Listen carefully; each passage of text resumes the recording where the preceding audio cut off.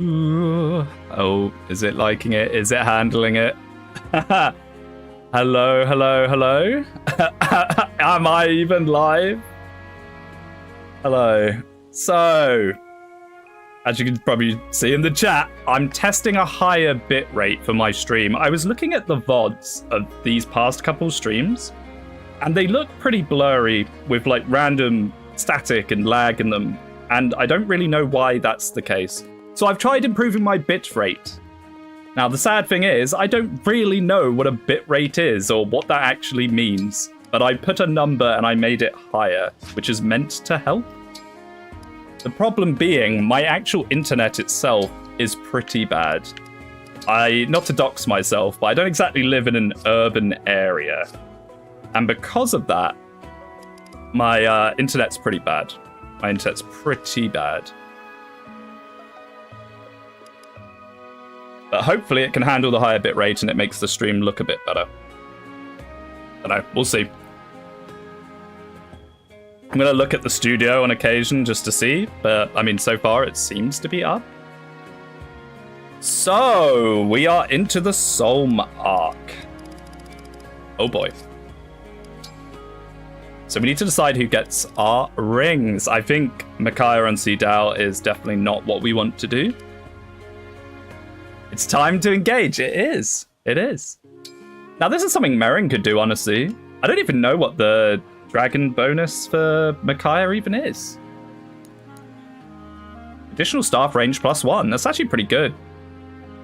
That's actually not bad. Lady Micaiah. This is a way of us using Merrin, because Merrin, she's trying her best, but she really isn't that great. Which to review when? I mean, I'd have to have one. I would have to begin. I'd have to own a Switch 2, which I don't do yet. I mean, we're getting. See, I'm just as bad as the rest of them. Allegedly, there might be a Nintendo Direct later this week or next week or something. And if that's the case, could be Fire Emblem. We are hoping and coping, but it could be. It could be. If we're going to use this, we should give her some bond rank. And if that's the case, I'll be getting a Switch 2 instantly. But for now, I'm vaguely interested in Donkey Kong, but I don't really want to spend 500 quid on Donkey Kong. What do you want? New game or remake? New game. I do not want a remake. I'm not interested in a remake at all. I'm really just not even remotely interested in a remake.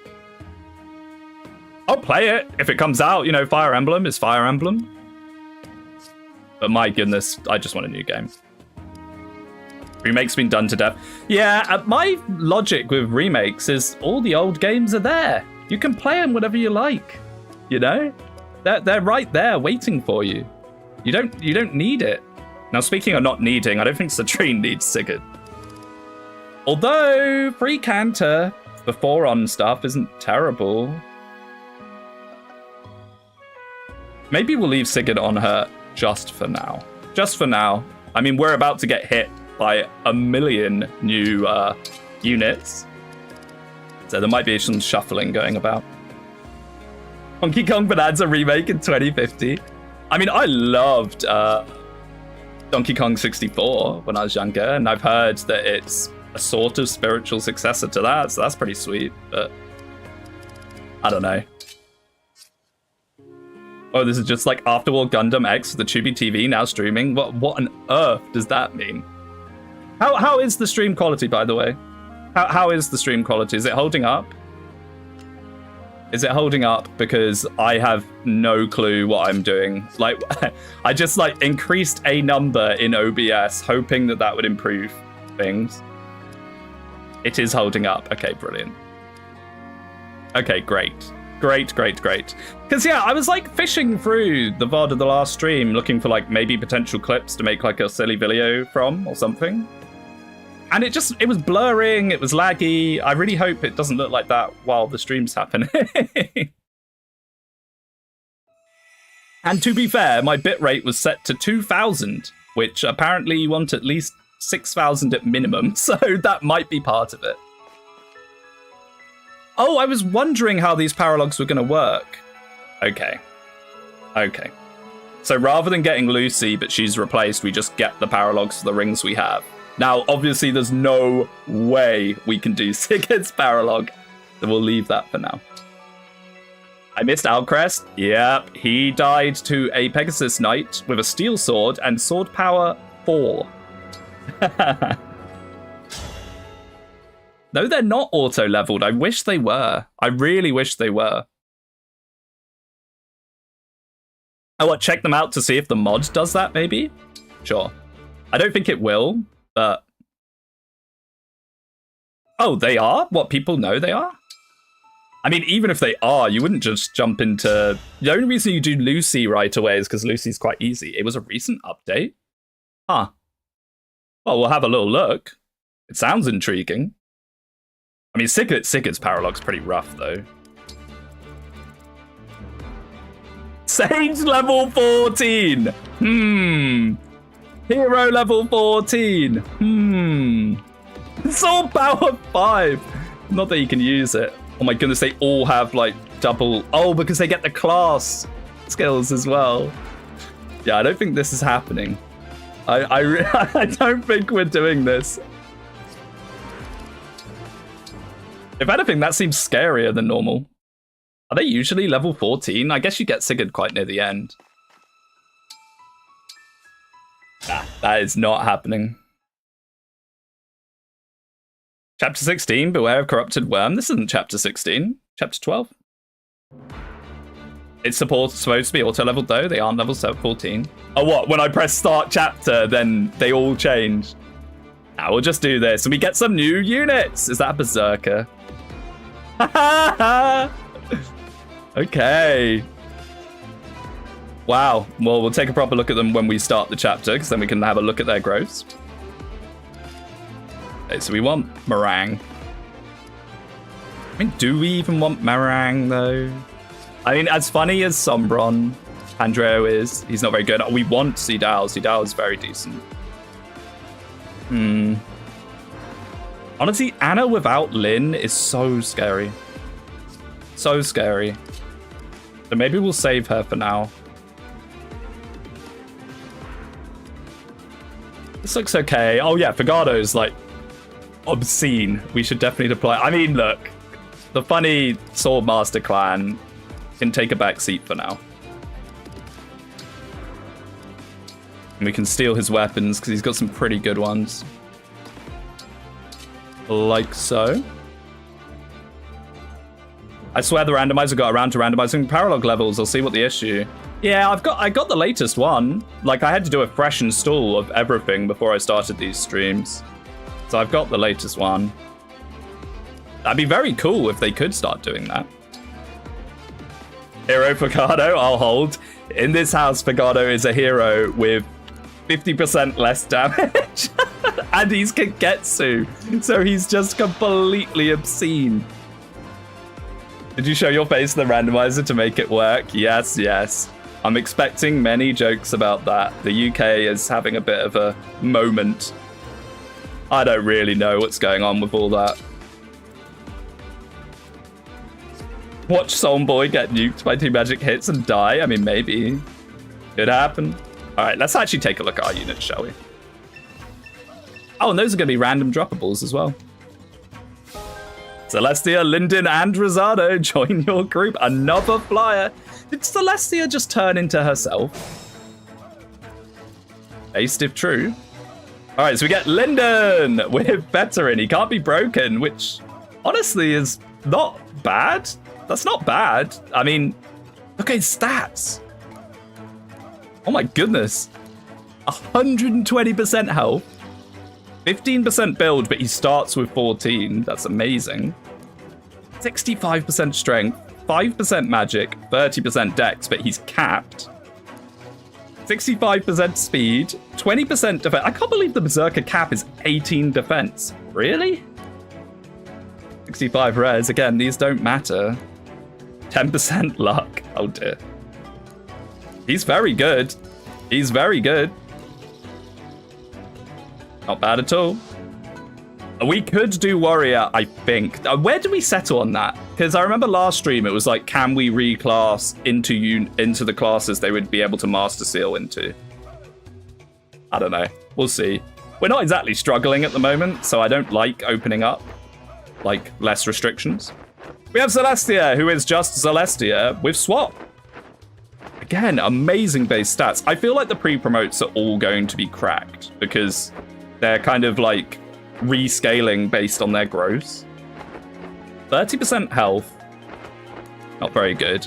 Capped build. She has a capped build at 12. 75% strength, 10% magic. Okay, that's pretty bad. 60% dex. She has 0% personal growth magic. 60% dex, 35% speed, 90 defense, 85 resistance, 30 luck. I mean, she's really good. Don't get me wrong, she's very good. Could we randomly give her a new class? Could do. Could do. I mean, I don't know. Could use the second seal and like a spin the wheel. I don't know, but she's a very good unit. Just on bases alone. And Rosado. Can't all be so lucky. Staff range +3 and area of effect +1, but Rosado is a paladin, so he can't use that unless we give him Micaiah. Does that stack with Micaiah? If that stacks with Micaiah, that's actually got like a use case. Kind of funny. 115% health, 30% build. They've all got such high starting build. 80% strength, but a base of 8. No magic growth at all. 25% dex, 85% speed, very fast, 65 defense, 25 resistance, 45 luck. If Micaiah works with Dark Augment and we have enough deployment slots, we could genuinely just make him into a staff bot. But it's only up to what? C rank, B rank if we get the Paralogue. So yeah. Definitely the weakest of the three. Let's just say that much. Definitely the weakest of the three. Yep. Yup. Wow, that guy doesn't do any damage to him, though. Yeah, they all have, like, mega defense. Mega defense.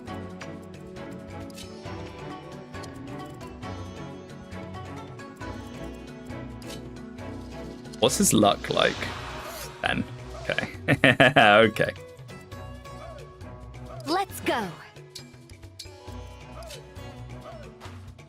So this chapter is always a bit of a snooze. I mean, I've got to be a little more careful because of skills that I'm only just remembering. Smash Plus. What even is that? Resolve? What is Resolve on promoted units? Bushido and defense +3. Thank goodness. At some point, I'm going to have to start actually checking every skill we come across, which is a little sad. 11 sword, still 11 sword. Of course, he has... What even is that other one? Life Sphere Plus. The warrior has resolve. He does. Okay, so most of these droppables are because they're equipped. They're the same. Wait, and these two just lost their... Wait, they're not normally droppables, are they? You talk to them afterwards. Never mind. Wait, so him having a droppable is weird because, like, we can't kill him. The enemies get a Master Seal. It'd be funny if the NPCs were also randomized. I was kind of expecting them to be. I'm not gonna lie. Let's have some fun. Man, he is so good. It was always going to be the case that any Kagetsu replacement was going to be insane. We probably should have given them Kanto because we do have that now.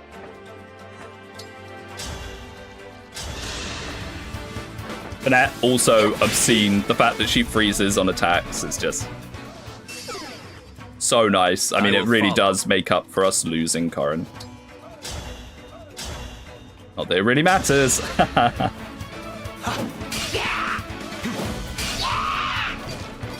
Now, who is the failure? Oh!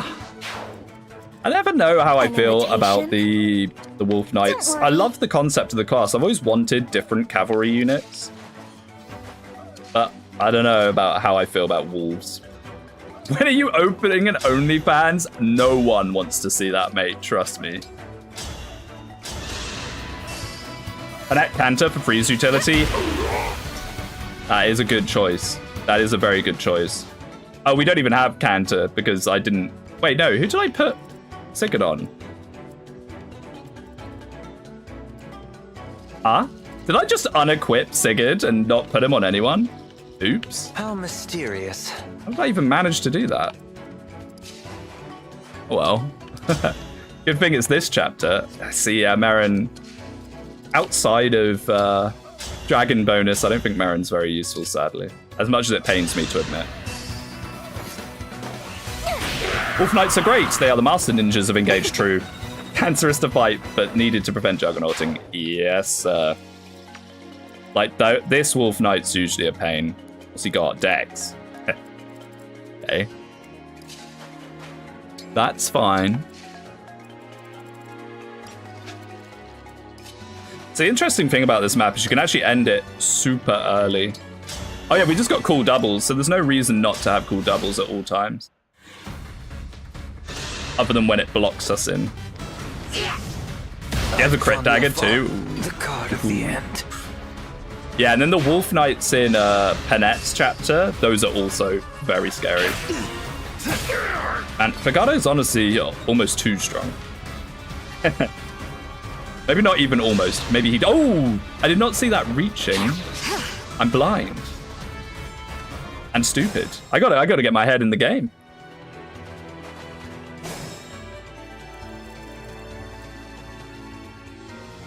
Why didn't this guy attack? Did he attack them and miss?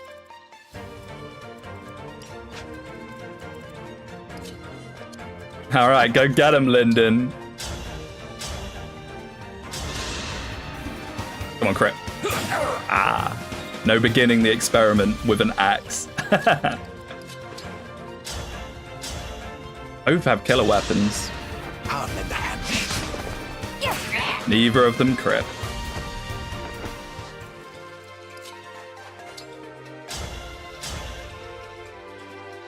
%100% hit. Ooh, I don't like units that can one-shot Citrine. She is Aurelier. Please forgive me. We should definitely give her more experience where we can. Seeing as she is our lost condition. Down to 13, that guy does have killer weapon. Oh, so bad. No. I mean, maybe he crits. Nope. We'll try out Micaiah and Rosado if we have deployment. The thing is, we probably won't have deployment for him. He could one-shot Citrine if she put on the evil mind control helmet. Man, when that came up, I don't know if anyone watched the battle preps. The topic of Veil came up in the mind control helmet, and I was just like, it's like, oh, Speedwing, why does she do this? And I was like, I don't know. Man, like, I like doing the podcast. It's a lot of fun, like chatting and hanging out with the fellas. But asking me about the deep lore of characters is a hard ask. It is not my strength.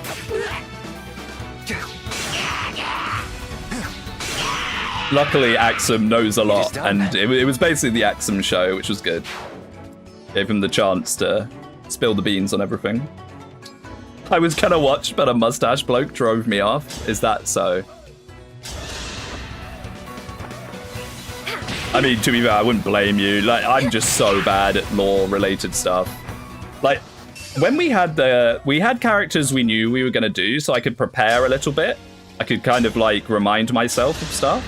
But when we did the second section where it was questions from chat, some of the people that they were saying, I was just sat there like, who is that character? It would like take me like while Axum and Mang's already yapping away in my brain, I was like, which game is this one from? Oh, he's frozen, it's fine. You have a spear. Spear. That's fine. Is it? Yeah, it is. I am a fake Fire Emblem fan, as we all know. You're very awful at remembering basic details. I don't think that's true. I think I gave it a pretty good go. When I wasn't sure, I just didn't say anything.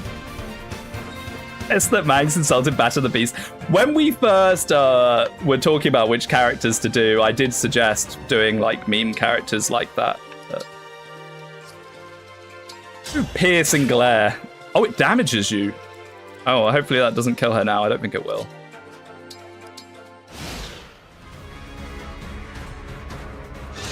Oh, what do you mean Alcris is dead? Yeah, so I had him tank a ton of units, okay, by random villager.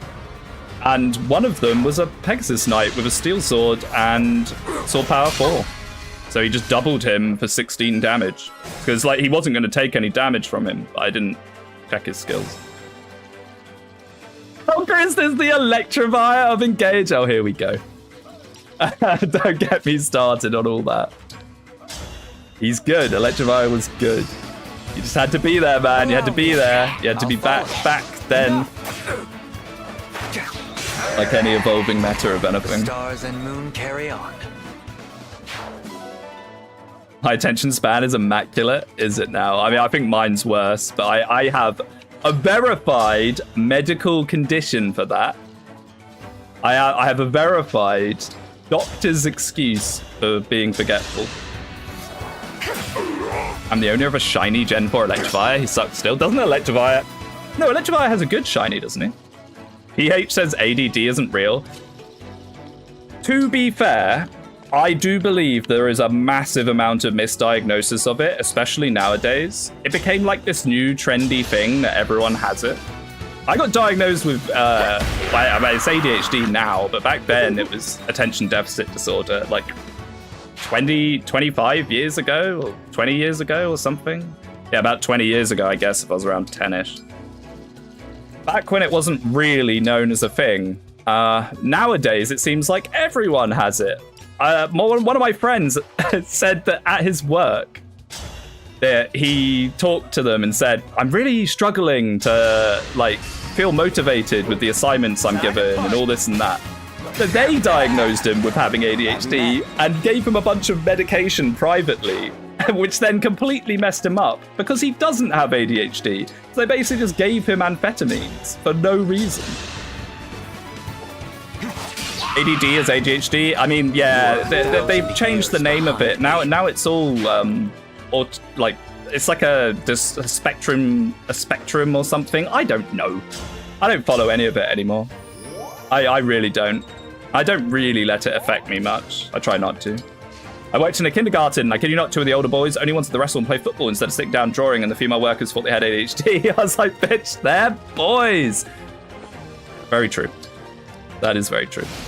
The thing with ADHD, and this is a good way of telling if someone is ADHD or not, is they'll say things like, yeah, man, I'm just so distracted and like hyper and I just want to like mess around on my phone. And it's like, okay, yeah, those are things that tend to happen, but they'll never talk about the real, like, other stuff. Things like massive amounts of depression. Like there's huge issues of serotonin, like reception and stuff like that. Manage time, like time? I travel through time effectively, and that sounds really stupid because it is kind of stupid. But for me, I will just have days, weeks go by, and I kind of like forget that this even happened. It's really hard to explain. It's really, really hard to explain. But yeah, as someone with ADHD, or at least I've always been told I have it, I will say that this modern thing of it's trendy to have it, if I could press a button to get rid of it, I would slam that button until it broke. It is not a cool thing to have. It's not a fun thing to have. I'm kind of baffled you can even play FE with that. I think part of the reason why I like FE so much is because it hits that kind of gamble kind of element. I'm not really someone that sits and plans things out, like, at all, ever. We could freeze that guy. Just to make sure. I don't even know what that skill is. Seal speed's a little annoying. Oh, wait, he has 18 speed, but it's an Iron Blade. 23. I mean, she can take one hit, which could buy us time. Let's go gambling. Yeah, I think I made a video on it at some point. I mean, it also explains my videos, how my videos are all over the place. I don't really do series. I'm not very good at everything. I know people probably just want like shit posts and stuff from me, but it's like, today I'm going to talk about random topic. And that's because that's literally how my brain works. Is something goes in my head. I'm like, I have to do it now. I have to talk about it now. That's why Iron Man, I don't have the patience to reset. What happens, happens. Yeah, to an extent, I'm also like that. Oh my goodness, Vigado.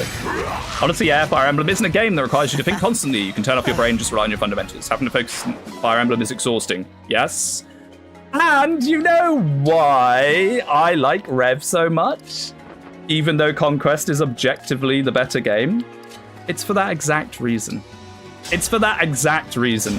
If I want to play Fates, and I just want to chill, just like spend an hour just having fun playing Fates, while Conquest is really, really good, and I do prefer Conquest, I'm more likely to pick Rev, just because I can chill. I can just knock back, put together some fun builds, not be too stressed about it all. Whereas Conquest, as fun as it is and very satisfying, you do find yourself feeling tired.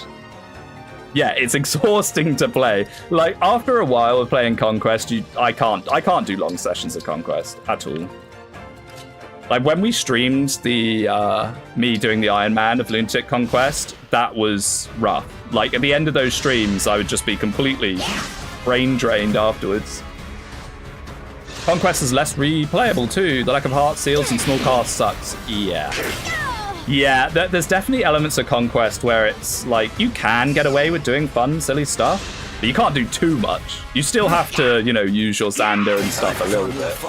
The card of the end. Or you're just going to make it even more exhausting to play. Cool doubles that never disappears, by the way, is hilarious.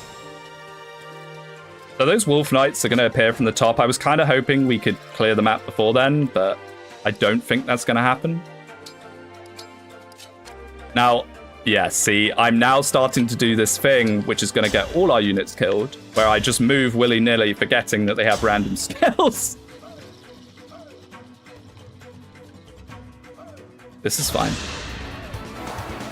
I want to play Conquest with Rev's cast one day and add like 3 more heart seals. I mean, I really tried to get Conquest with Birthright units going. That was what was going to be the streams instead of this.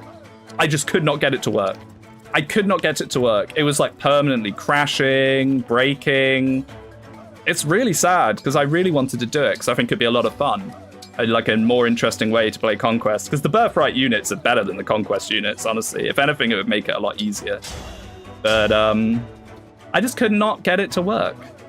Sadly. Very sadly. My goodness. Do you have Thunder? No, but we could put her there. What is that? Wind? Yeah. Conquest with Birthright units sucks because you don't have an early Rinka or Gunter. You have no bulky units. Yeah, I suppose you don't. Azama, though, can't you just reclass Azama? Like, reclass Azama is insane. Absolutely insane. Like, couldn't you just make Azama into something?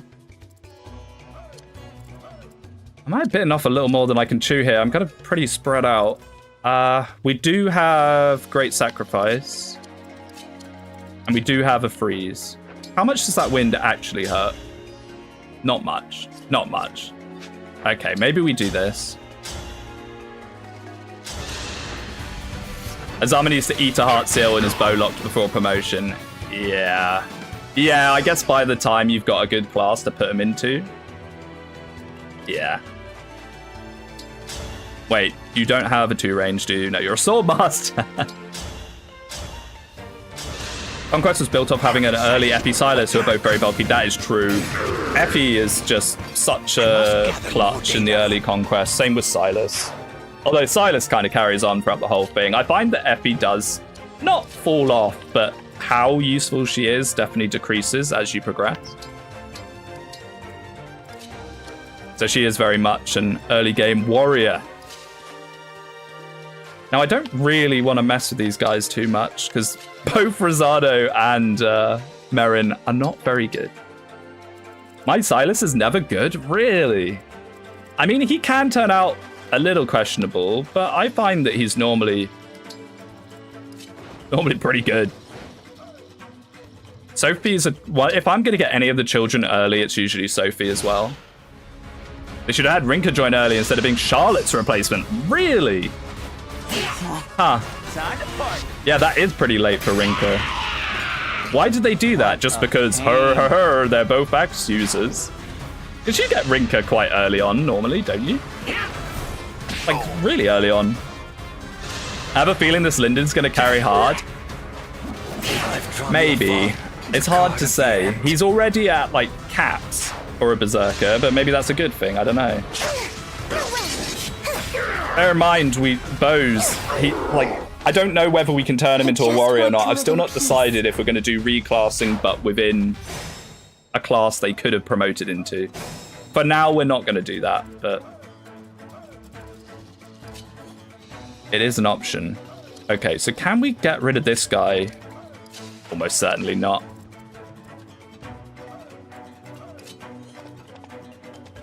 Just move Rosado around aimlessly.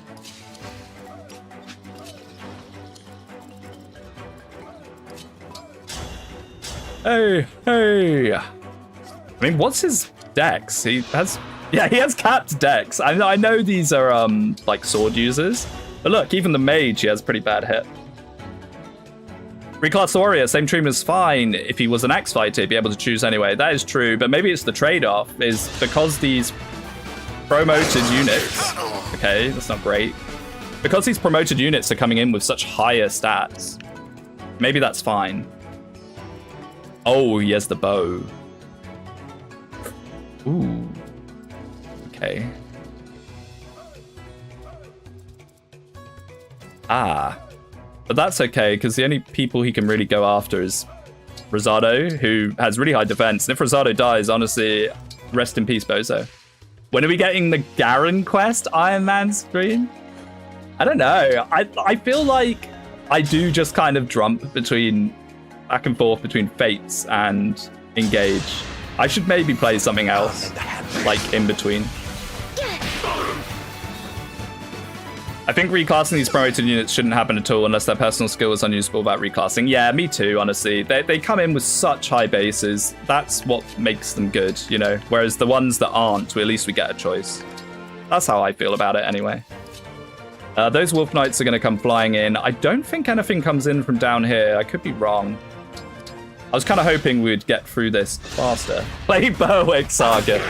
The endless requests for Berwick Saga. One day, maybe. TM. One day I'll lose my fear of hexagons. Perhaps. Man, these cool doubles. Cool doubles is busted when you can just use it freely. Sorry for late, but for Birthright units in Conquest, did you try extracting and rebuilding the Brom? No, that sounds like someone that actually knows about technology would do something like that. I just did like a bunch of fresh installs and like tried different Nintendo PCs and stuff. It just crashed. It just constantly crashed. And then I just got frustrated with it, and I don't have a very high patience threshold for things like that. So I just got super frustrated and then went, hey, you know what, sod it. I'll come back and try it again at some point, because it is something I'd love to do. There's no cav star for Rosado that used swords, but if he was a Lance Paladin, I'd 100% tell you to make him a Royal Knight. True. The thing is, sometimes you just roll bad units, and... Ah. Speaking of rolling bad units. Okay, that's fine.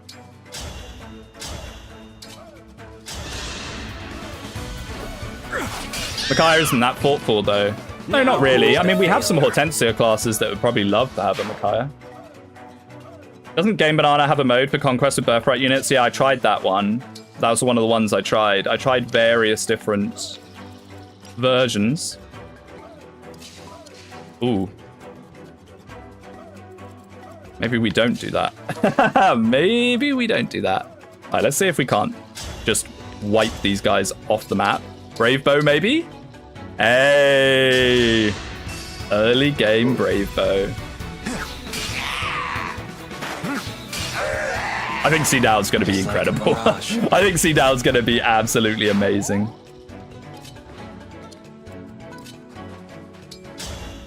I'm glad I got these guys up here for this, though, because these Wolf Knights can be very spooky. Can't you do just like Zev is doing with Kid Quest and change every character Conquest of the characters from Birthright and Ignis? I mean, I don't know what Ignis is, but what, you mean manually do it myself? I suppose. I think you're overestimating my technical abilities, but I could try and do something like that. I'm a bit scared this guy's going to stay up. And that better be a wind, not a L wind. Maybe we don't quite have this in the way that I was assuming we would. I could trade the L Surge about, because I think it's actually better on Celestia here for this. Yeah, that's much better. He's hiding his rant. Look into his soul. He wants to rant about the base stats. No, no, no.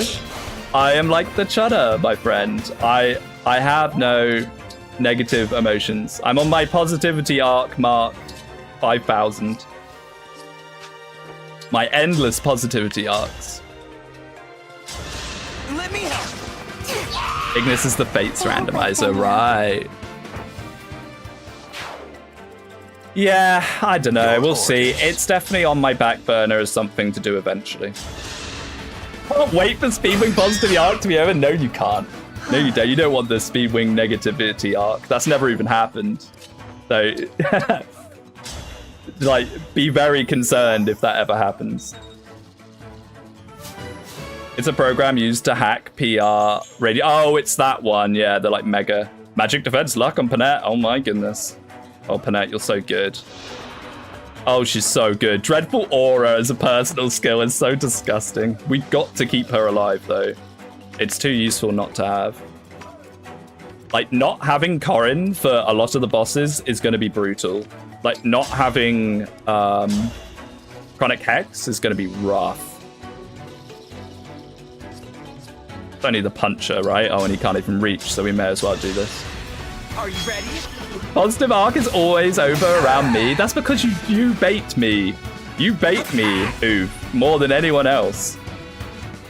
Despite me also baiting you back, like, over and over. It's only funny when I do it. When you do it, it's cringe. That's how it works. When is Speedwing negativity art? When he plays Maniac, Powerful Radiance with the speed up patch? I mean, speed up patch would make it more enjoyable. The thing with me playing Tellius is I don't actually hate Tellius as much as I make out. What I hate is how much people overrate Tellius. This is the big thing about me, is when I say these things about Tellius and free houses and all this and that, I do like these games. I get tilted that people pretend they're the second coming of something, you know? Engage units and FE9. I mean, they'd be pretty bad in it, like unless you can bring Bonded Snore into FE9. HP, Strength, Magic, Dex, Speed, Defense, Res, Luck! Hey! A perfect level, apart from build. Overrating Vision Quest, basically, Speedwing. I mean, people do that. But the thing is, I joke about Vision Quest because, obviously, I'm friends with a lot of people that worked on Anderon Saga and have to deal with the barrage of comparing Anderon Saga to Vision Quest. So of course I'm going to make jokes all the time about Vision Quest. But yes, Vision Quest is good. And the reason why I joke about it is because people say it's terrible because they're annoyed at the fact that it always gets compared to Anderon. You know, so it's just easy to poke. Vision Quest is better than 90% of most ROM hacks. There you go. There you go. HP Dex defense. Straight from the horse's mouth.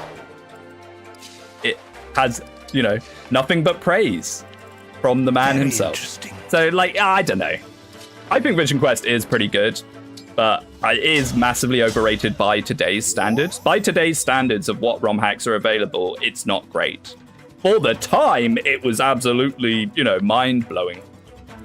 I'll be fine. All the time. Really. All right, let's just keep feeding Seedal, shall we? Oh, but saying Vision Quest even compares to Anderon Saga in terms of dedication and polish is an insult. It's made by like one guy. Yeah, pretty much. Yeah. The stars and moon. That's why I push the buttons of the Vision Quest thing for exactly that reason. But don't be confused. I am on Team Anderon with it, massively.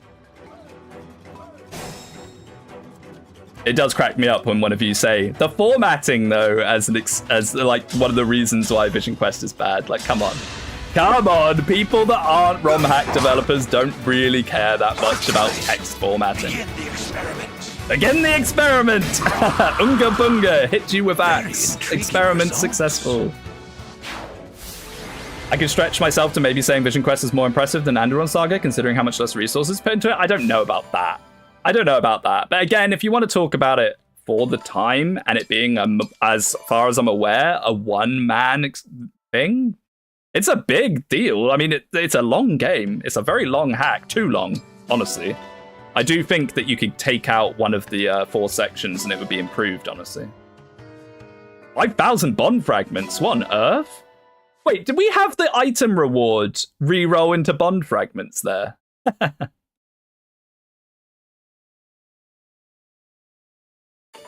That's kind of funny.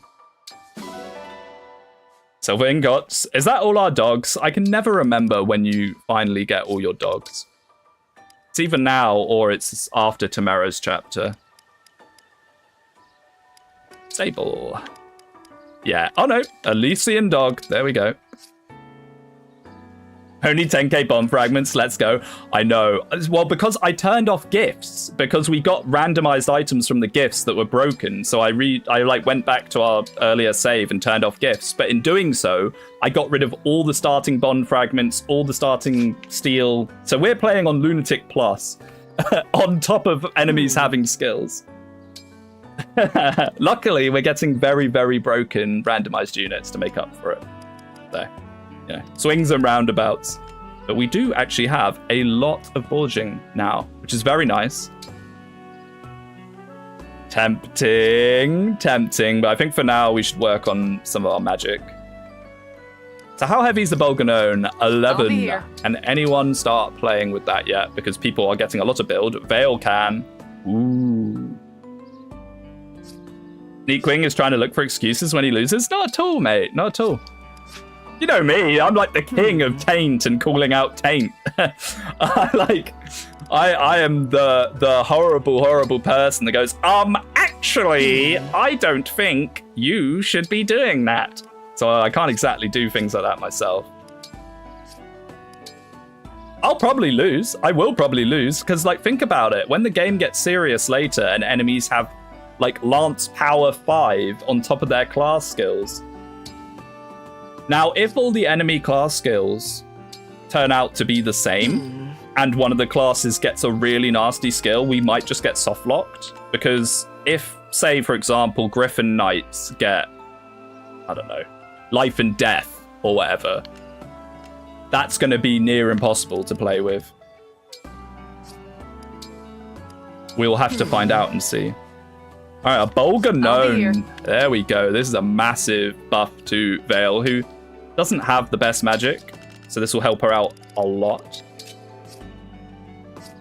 Gallop Griffin Knights. Yeah, exactly. If someone gets, if an enemy class type gets Gallop or Dark Gallop as their class skill, it's just Jova for us. Okay, so let's get Linden suited and booted. Olax is probably at the start of the part of the game where it starts falling off, but we can have it for now. We'll give the Tomahawk to him and see if we can't give Figado swords. Kind of want another Tomahawk then. You know, Citrine is the person that matters. Everyone is replaceable. That is true. It's a shame it's Citrine, one of the most killable units. One of the most killable units is Zara Lear, and she's holding a 4 on, so she will get doubled. I appreciate how Engage gives you 2 old people late game. This is something I miss from Modern FE. That is true. I mean, Free Houses sort of gave you the teachers, which are old compared to the children that you get from the rest of the game. I guess. It's something.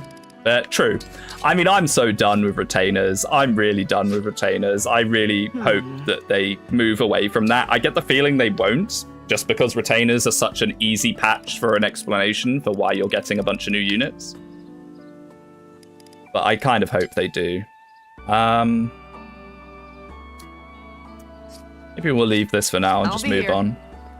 Okay, so arena. Get our arena in. Very important. Free 30 experience. The fear is so bad, Lyndon is okay. What, in base Engage or this game? Because this game, Sophia having Mercy as her personal skill is outrageous. And it's such a shame because she would actually be insane with that defense stat. We could promote her and deploy her just as a tactical wall, maybe.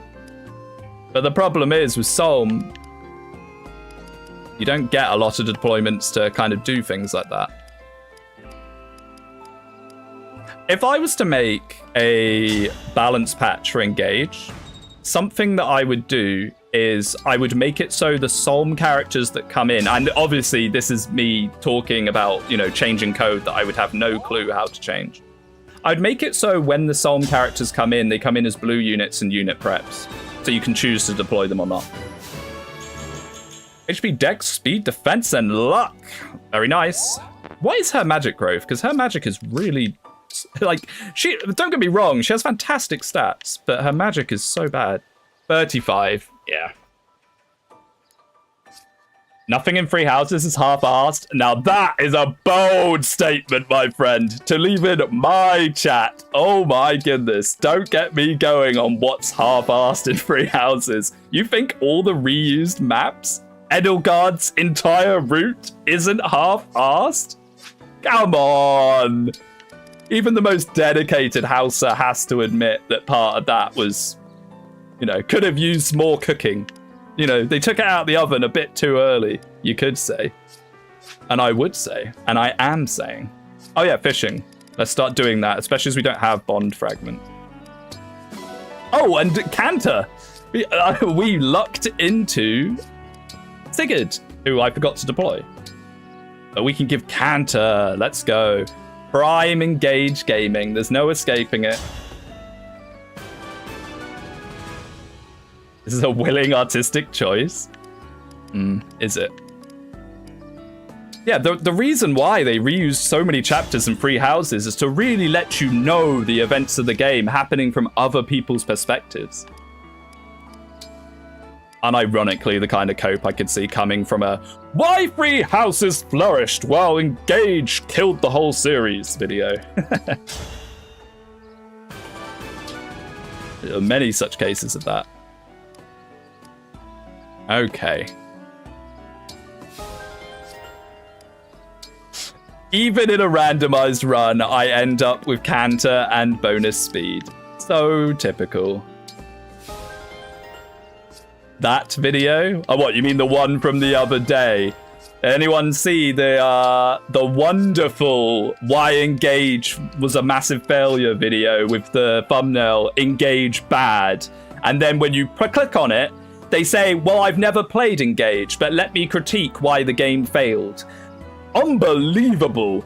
Unbelievable video. Like, it's the sort of thing I joke about. I joke about people being like that. And I left a comment on it because they said, like, please, like, let me know if you think that Engage is actually better than I'm saying or whatever. So I left a comment.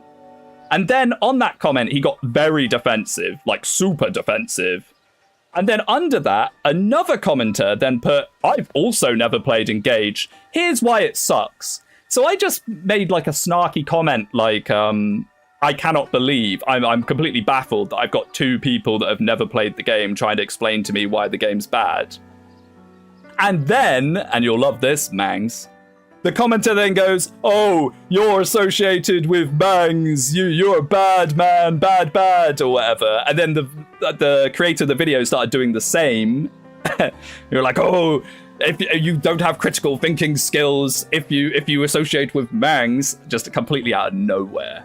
So I was just like, I don't really see what that's got to do with the video. And then he started literally hooing me. He was like, I don't even know who you are until someone said. And I was like, it doesn't matter who I am. I'm just another commenter. And then he banned me from his channel. So now the comments are all hidden. I can still see them, but no one else can. Unbelievable. Engage drama. But come on, if you make an Engage Bad video, literally with Engage Bad in big red text, of course I'm going to click on it. Of course I'm going to click on it. Because I want to know why you think it's bad. I think it's perfectly fine for people to think Engage is bad. But I do like to see their reasoning. I do like to see their reasoning. And honestly, I've never played Engage, but is probably the worst reasoning I have ever seen. Ever. I know you, you're a bad person, I don't know who you are. Exactly, that's exactly what he did. That's exactly what he did. The second that he knew he couldn't really respond to me saying, I feel like you should play the game that you're critiquing, he just started pulling that card. I mean, some people. Yeah. Zerk did nothing wrong. Mangs took years of my life by making me play proper on. True. I mean, and I don't want to literally who him because I didn't know who he was either. But I looked into it because he was leaving comments. So other people were commenting saying things like, you should play the game before critiquing it.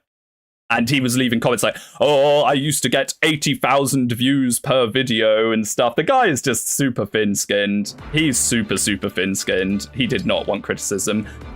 Is that a dancer? Did we roll a dancer? Not the bait Anna dancer from earlier, where she rolled as a dancer, and then when she came out of the chest, she was Alfred as a cab. And that's Celica as well. My goodness. Winners win, I guess. Winners win. Now, we didn't use Merrin at all, so I'm going to actually swap Merrin out and put Micaiah on someone else. We didn't use her at all, sadly. We can just give her to Panat.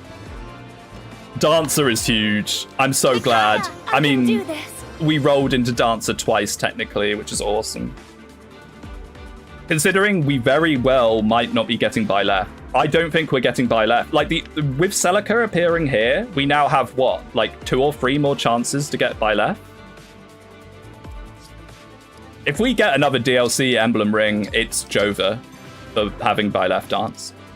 Okay, so I want to rush in so we can have a look at them, but I don't want to rush in too fast. Make sure we got everyone we want. Oh, we got to make sure that we can actually get them as well. Let's get our flyers further forwards.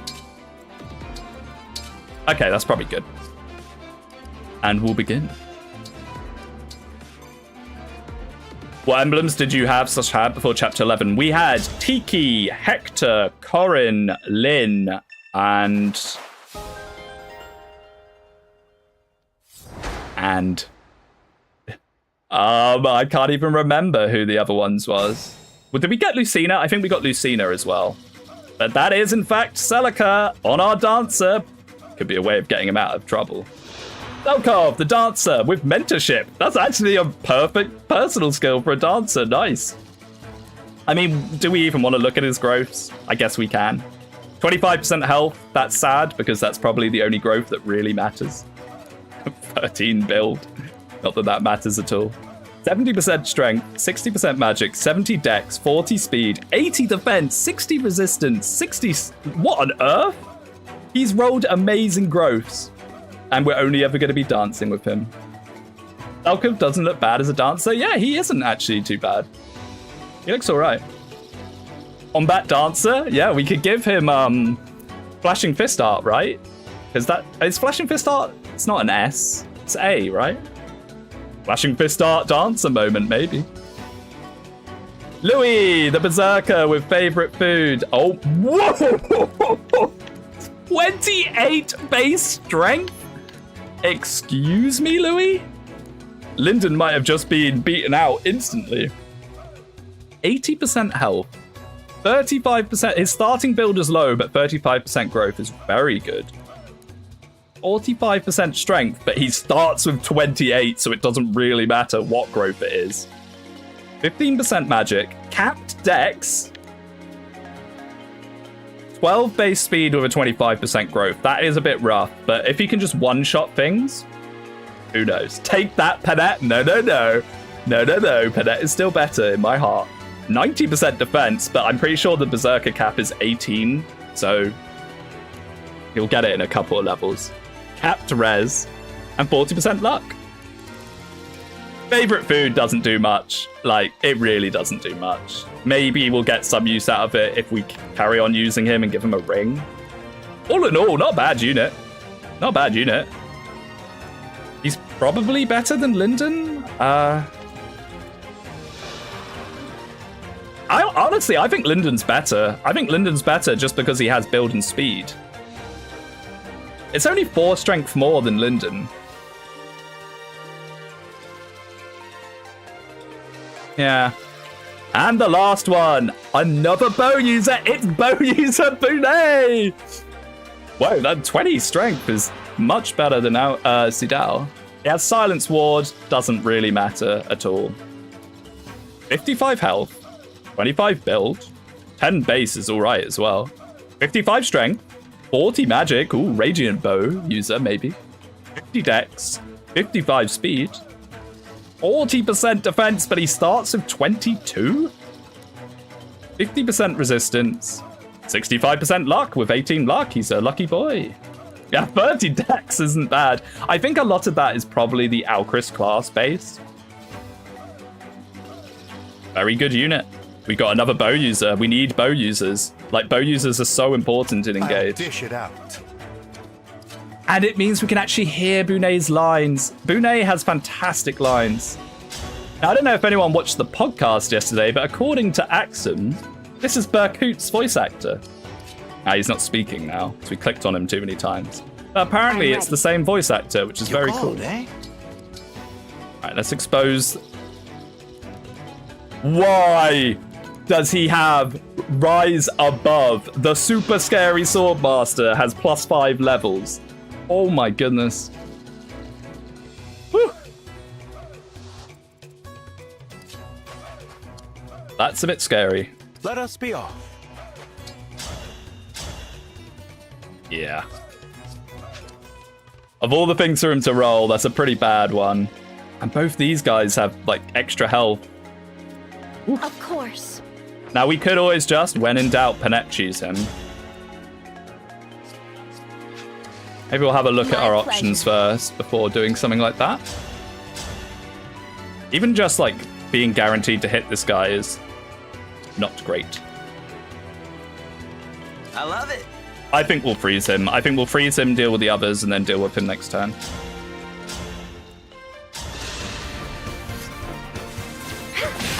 Nice. And we even hit him with it.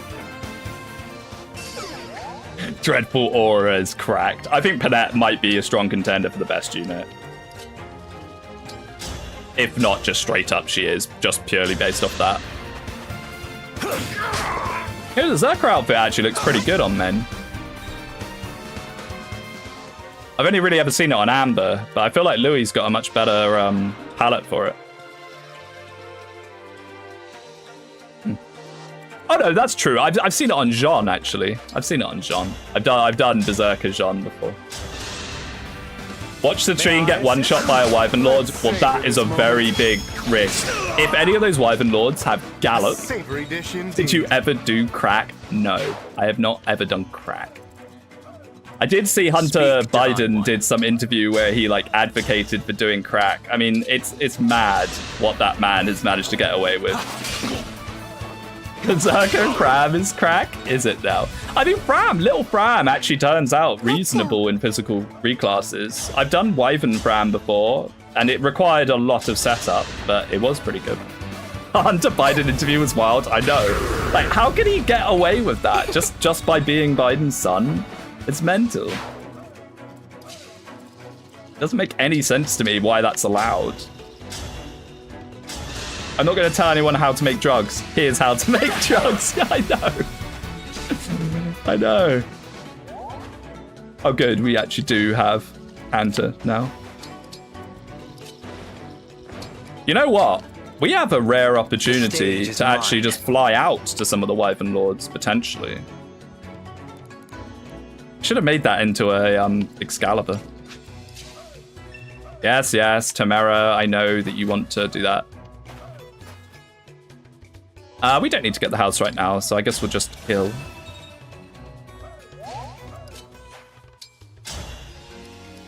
Yeah, as a Brit, and I know we've got our fair share of problems, especially at the moment. Watching what happens in America is always very interesting. You know that if you actually do get to that house turn 1, which is just about possible, there's an elixir inside it. So that would have been randomized. Speaking of, I would like to get this house because it could be anything. Hunter's Breaking Bad side is showing, yeah, pretty much. Okay. I got to be a little careful sending Panette out there, because even just the base, these guys are very scary. Yeah, luckily he didn't get a skill. But, I mean, 50 physical attack is so obscene.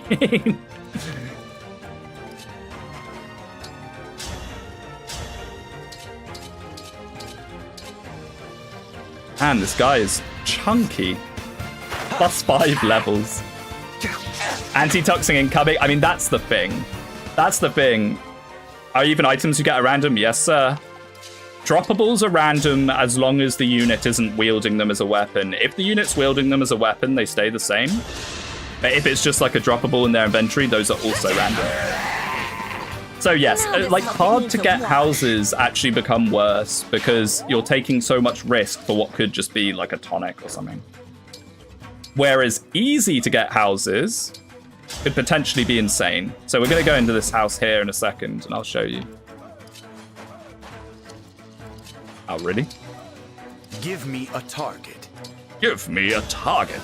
I really like Selkarv. It's a shame that he's a thief. I never really use him ever.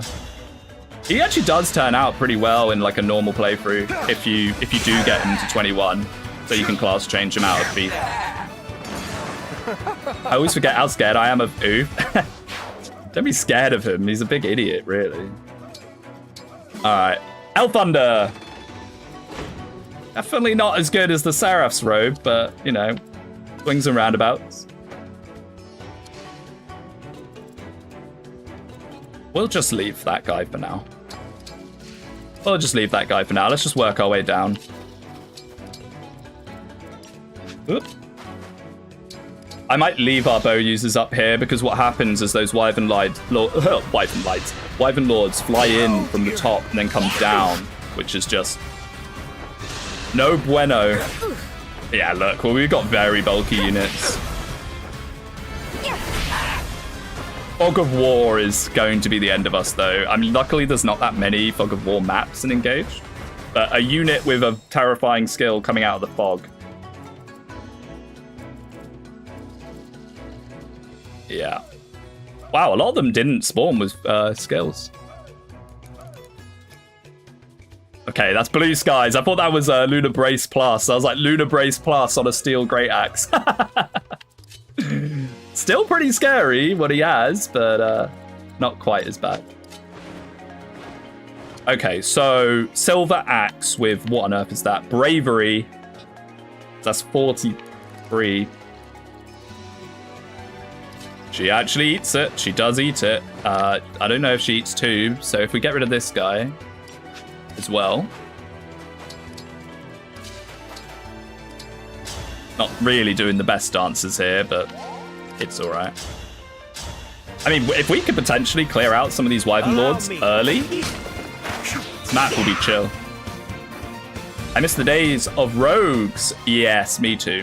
I like stealing. I didn't even notice that wasn't going to kill. What? Does he have Miracle or something? No, I'm just not paying attention.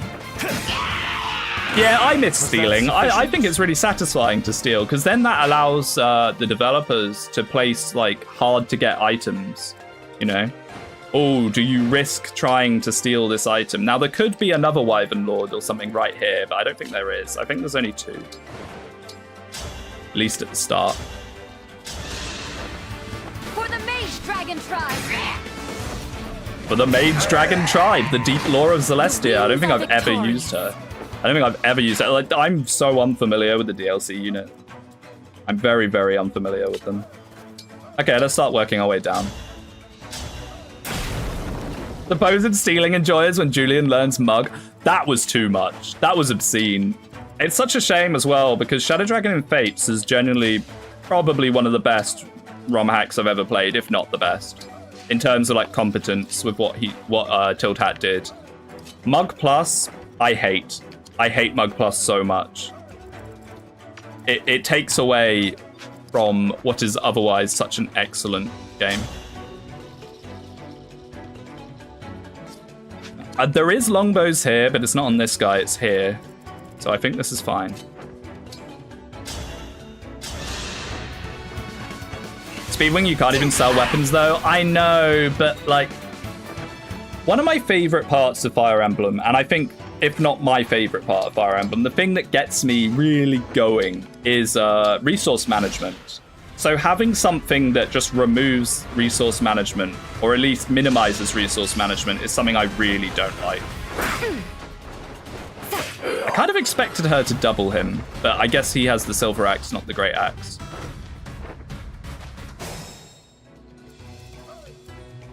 Hey, we still got a reasonable amount of time on the thief. 1, 2, 3, 4, 1, 2, 3, 4. Yeah, we still got plenty of time. So these guys are all about to come in. We're going to want to maybe lure them in to have our archers deal with them with the dancer. Having a dancer here is fantastic. It's not something you usually have for this chapter. Man, wind is just so bad.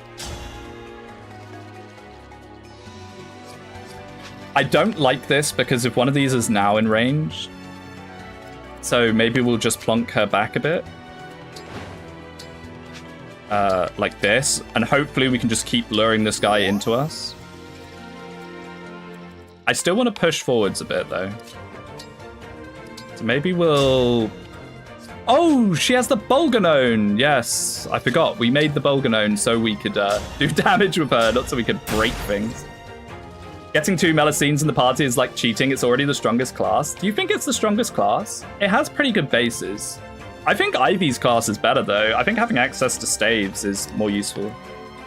Don't get me wrong, Melusine is really good, and we've gotten incredibly lucky with the amount of flyers we've gotten. Considering we've only gotten, what, 2 Armor Knights? It's not bad. Things could definitely be a lot worse. Flyer can't go over torch. Yeah, true. True. Anything that's impassable. I didn't really solve this issue. Yeah, Louis has only got 15 defense. He's not really the best person for this job. Whereas Mr. Lagoo's friend, I think, very much is.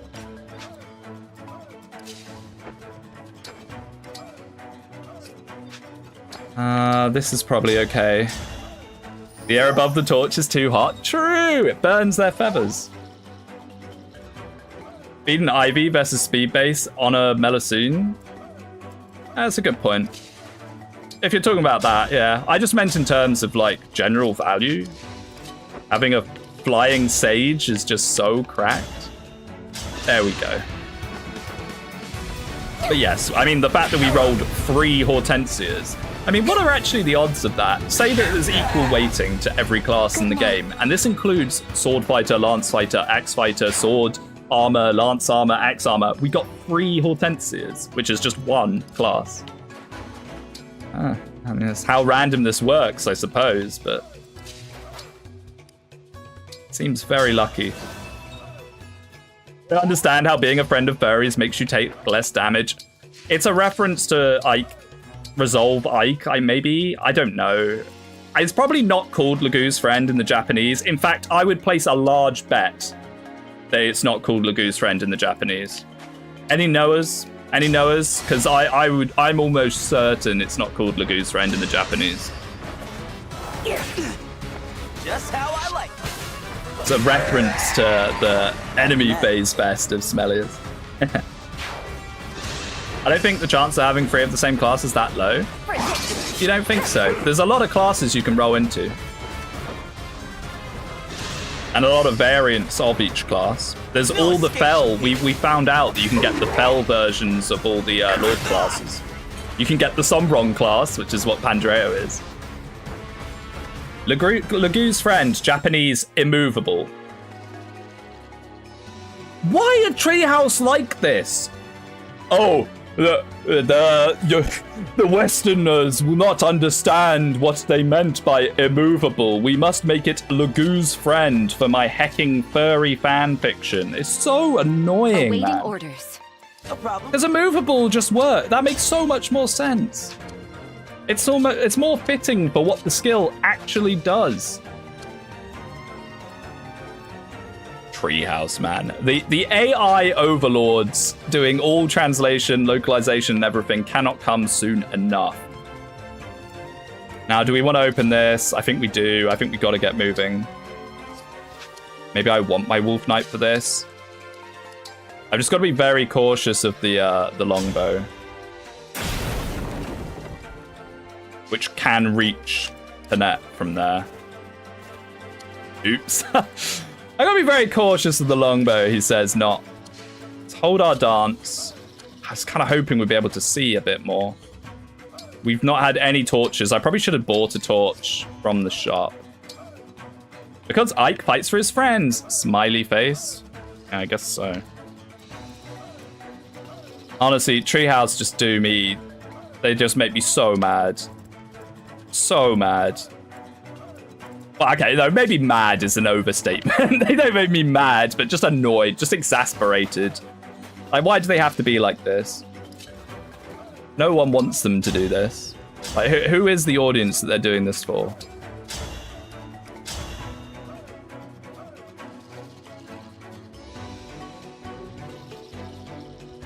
It's pretty funny that all of Ike's iconic Smash Bros. Lines are things that he never even said.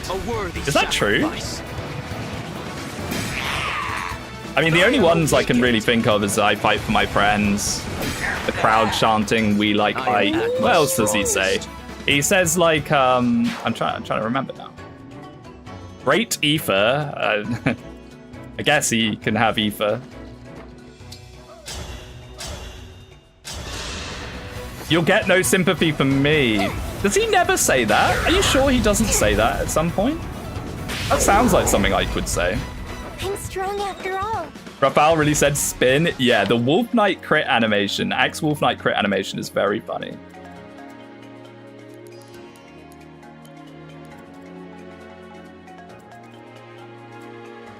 I'm biting off more than I can chew here. Oh dear. So I don't think this guy ever attacks. I'm pretty sure this guy always runs. I'm sure that guy always runs to the house. Now, the funny thing is veterans are actually useful here. He won't get broken. He won't get doubled. So I think he's actually fine. So now we can turn our attention here instead a little bit.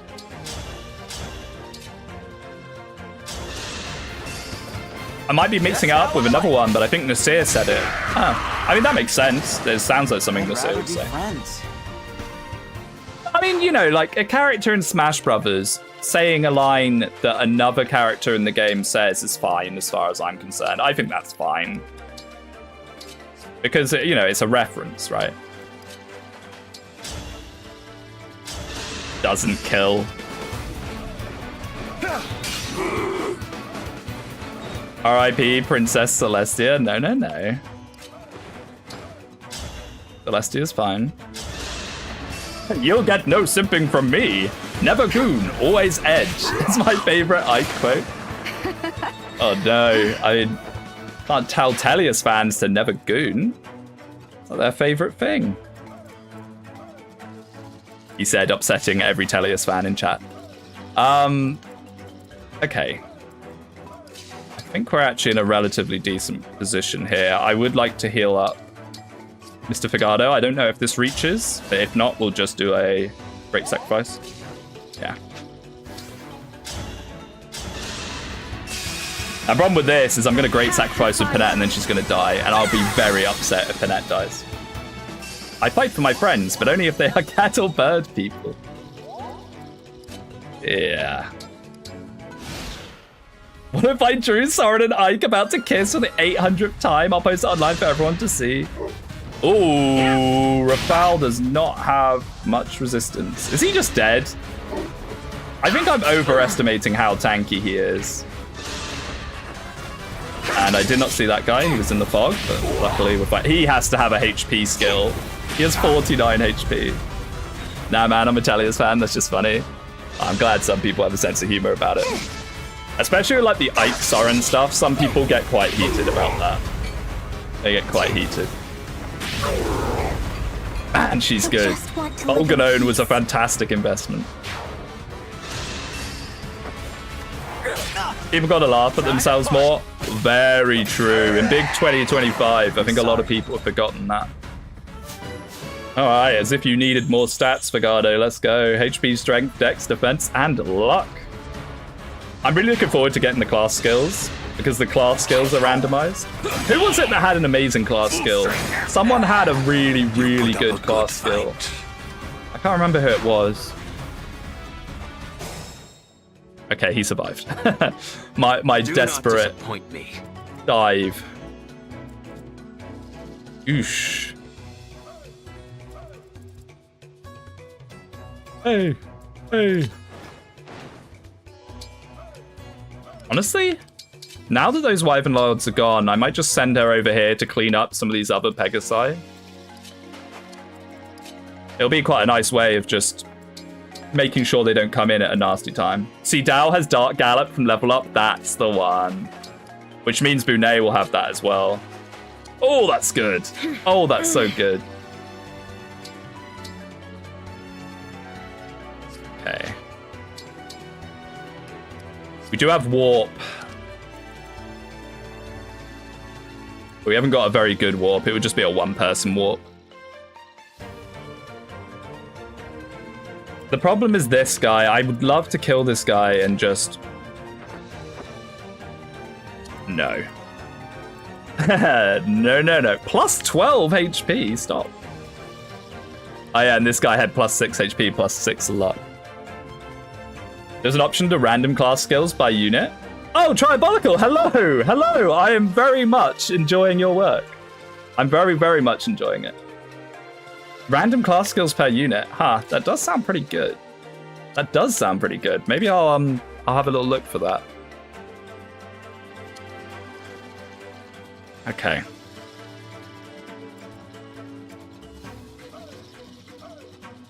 We're still going to have Micaiah, so what we could do is back off and then Micaiah warp back in. It sounds a bit weird, a bit janky.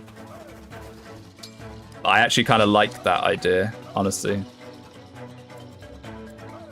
Problem is, if I put Veil there, she's going to kill absolutely every last one of them. Bring Rosado for Staffbot permanent.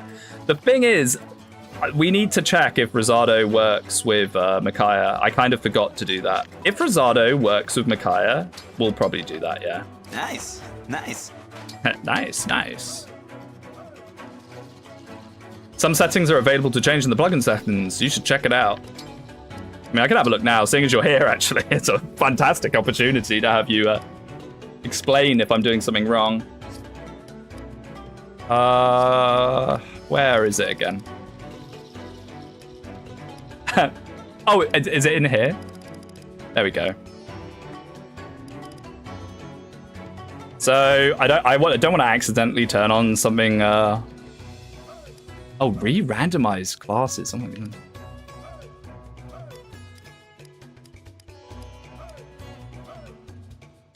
Oh, you can do. Oh yeah, I decided not to do skill inheritance SP cast because I didn't want to have like sword power fly for like 10 SP or something. I mean, I think I've got the latest version. It does stack. Oh my goodness. Max the bus volume slider or riot? No. All right. I'll have a proper look at that some other time. We'll try and actually move on with the chapter. I'm definitely stalling here because I'm a bit spooked. It would have been nice to kill that mage. Now, I guess we bear in mind this guy doesn't attack. We could just go for an all-out. Holy, they have a lot of res. We got a Dancer? We did. We managed to get redemption on Dancer after Anna trolled us.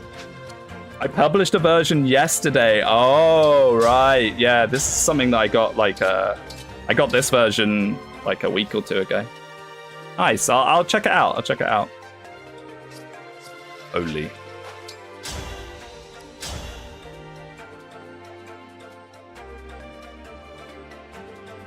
Honestly, if we can just kill them, I would like to try. Okay, bad decision. Bad decision. Now we have to fully commit. Ah, dear. Bad decision. What's the 4 on like? Not great. Any rescue staff? I don't think we got one. I think we've only gotten warp so far. I'd have to check in the convoy for that, and I don't really want to do that necessarily. I'm pretty sure her Rider's Bane is going to be beyond useless. Yeah.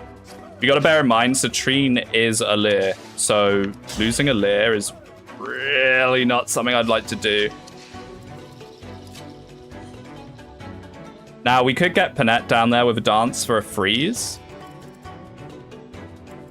Sadly, no one's really standing next to each other.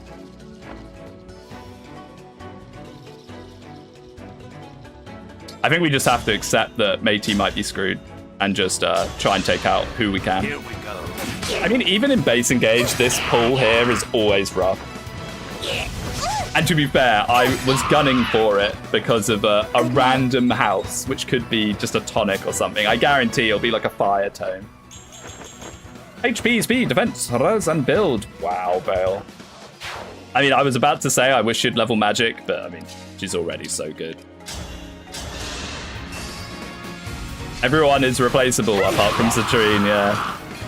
Thank you for the dance. Thank you for the dance. Yeah, Lyndon, good luck, buddy, I think is going to have to be the situation here. And I think we might just pull Rafał out. We could pull him out, heal him, and then send him back in. Or at least have him choke the point. Maybe we'll use physics so we don't have to put our dancer up against the wall. She's so good, man. Yeah, I think part of it's Melusine, part of it's her starting with incredible bases. Yours to command. Yeah, maybe we'll just clog the hole with him. Oh boy, I think we might be losing Lyndon here, but that's okay. We did just get a Berserker replacement. Not good enough. Unless... I didn't expect the dancer to accommodate Zelkov's skin color. Yeah, normally when you do like outfit mods and stuff, Zelkov's skin color transfers over.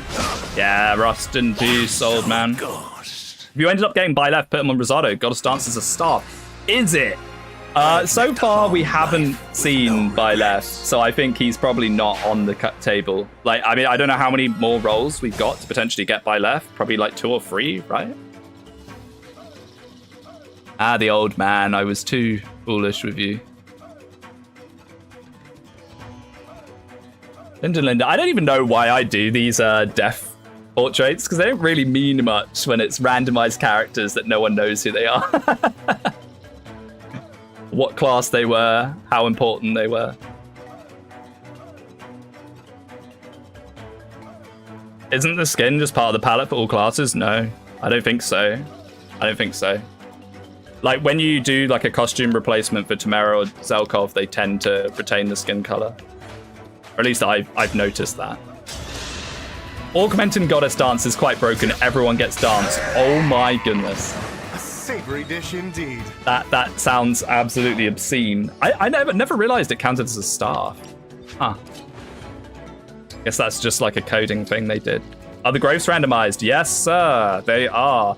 So I randomized personal growths, but I didn't randomize class growths just to try and make sure we didn't get anything too completely wacky, but they're wacky anyway. I can't even imagine how obscene some of them would be if we didn't do that. Like if we just randomized everything. We have units of like 90% growths and stuff. And even Fagado the goat is struggling a little bit.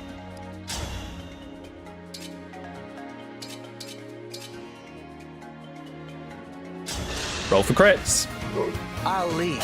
So the characters don't really matter? Not really, no. Not really. They're like the only thing that matters is like their voice lines. I think supports, I'm not really too sure how the supports work. I think the supports work as normal. So as in, like, characters that would normally support each other. I could be wrong on that. Okay, we now can maybe think about bringing Panette in. See, I'm going to take Mickey off Panette because Panette is way too useful as a freezer, and putting her down to 1 HP ruins that. Unfortunately, after all our efforts, that bloke is probably going to get away with destroying the house. I want a 70% magic growth on Swordmaster. I mean, it could happen. We have a Swordmaster clan who has reasonable magic. Can't remember. Okay, well, at least we're getting rid of the Pesh Cats guy. That's the super scary one. You are getting actual swaps, not a costume reskin of Alir looking like Citrine. Right, yeah, I figured as much. I figured that was how it worked.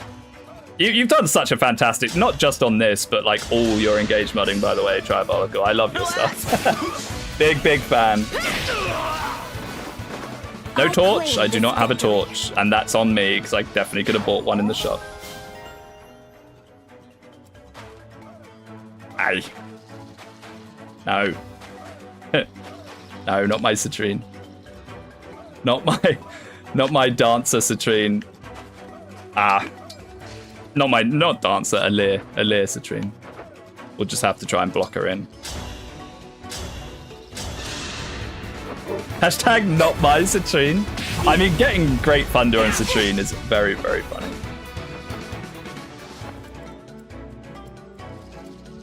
And the odds of getting that as well, like a magic skill on a magic class.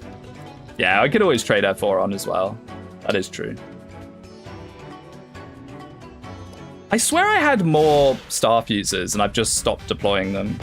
Yeah, RIP random item. Lyndon, you died for literally nothing, my friend.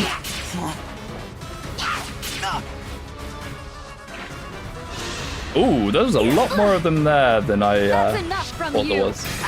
Luckily, I think the Wyvern Lords are done with, so she should just murder all of these guys. Unless one of them has a really scary skill. You'll never take what's mine. Man, she's so good. You poor thing. Annette looks cute with blonde hair. Never seen it since you don't usually put Micaiah on her. It's true. Yeah, why would you ever put Micaiah on Bennett normally? That is a good point. So I'm guessing these guys don't even do damage. Gentility. Wow, what a monster. Who did she replace? What, Celestia? I think she replaced Merrin. Wait, was she this chapter? No, she was last chapter. I think she replaced Bunet. So quite a good swap. Quite a good swap. Definitely won't say no to that. We can just leave that guy to his own devices for now. Micaiah puts Panette to 1 HP, which is okay. I mean, if you wanted to do like Vantage, 100% hit, 100% crit, I guess, but I'd rather just pump Panette's strength up higher if you're going to do that. Like, it's no difficulty to put Panette on low health normally. It's so weird having an early Brave weapon. Me first. I'll follow. Enough. You're tough. Full doubles as a personal with a Brave weapon. It's like, how many hits can I get? Yeah, like in your last Iron Man on Roy's chapter, you got her to low health really easily. Yeah. Maybe a little too easily.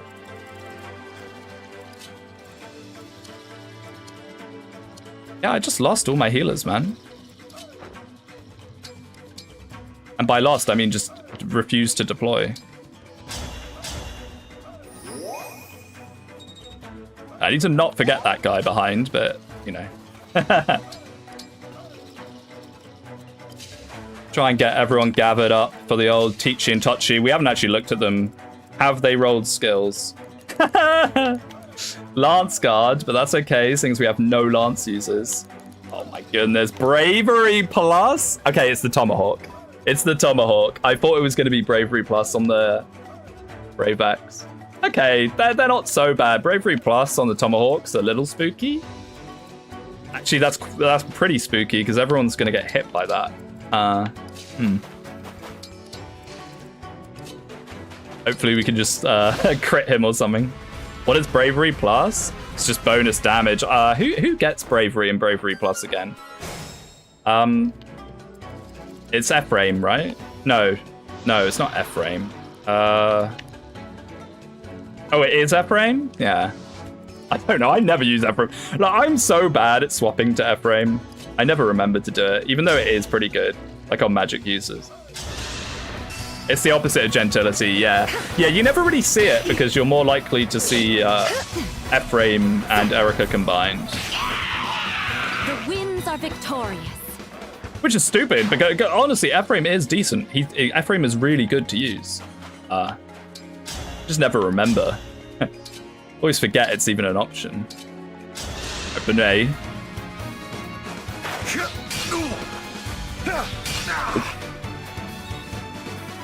I want to hear Benet's quotes. I never get to hear Benet's quotes. Whack. Shame that we got 2 berserkers and not a warrior. Warrior would be absolute peak. Just a normal engaged playthrough if we rolled warrior, I suppose. Switching can kind of screw you up since it turns your inherited gentility into bravery. Yes. I think that's part of the reason why I'm so hesitant to use it, because I've had that happen. And had like someone die because of it. Yes, that is very much a thing. Quite a funny thing. Okay, let's try and get like. I'm scared of having her so low. I doubt we're going to need warp at this point.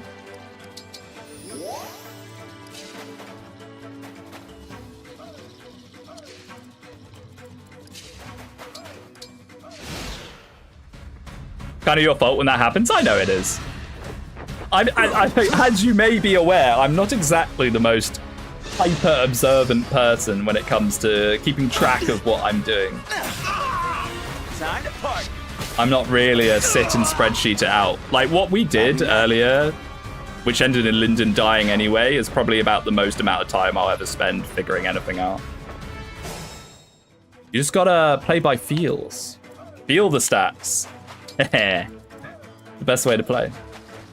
I just read skill icons. Yeah, I try and do a little bit of that. The problem is, some of these skill icons are from bond rings. I don't know what the bond ring icons are off the top of my head. He's so good. You poor thing. I wish Ephraim had more than one voice line. Yeah, me too. I feel like he was a little bit of an afterthought. I think they were kind of like, hey, we should add Ephraim. Okay.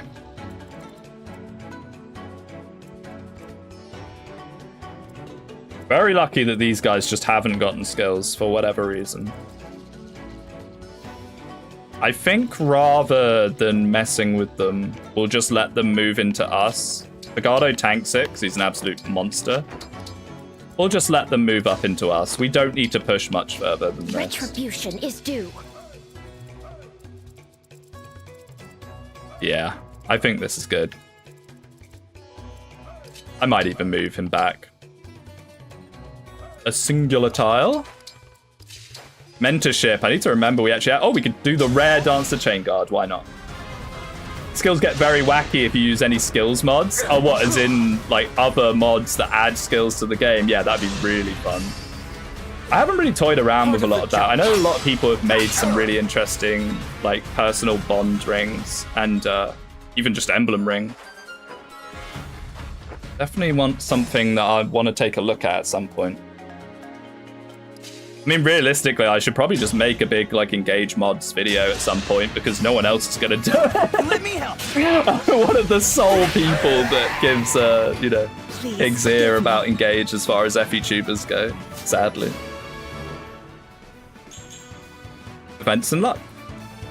Eliwood Erasure is so funny.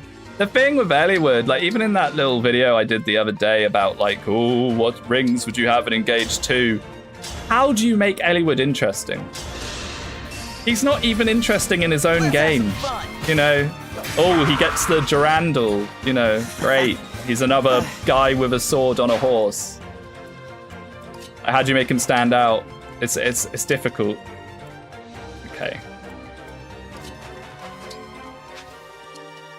Yeah, rapier. Another rapier engage weapon. Whippy.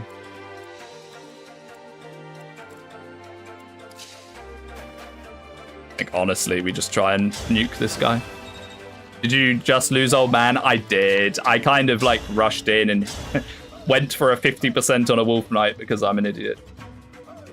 Man, the 70% killing edge is just so nasty. But it's nowhere near enough damage.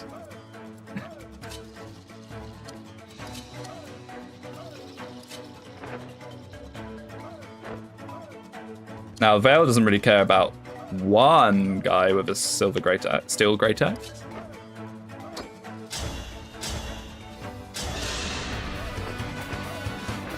When people talk about Eliwood or Arm as Emblem, what would you do? I mean, Arm, I'd give him weapon arts. I feel like that's pretty much a pretty easy way to give him like a kind of Echoes reference.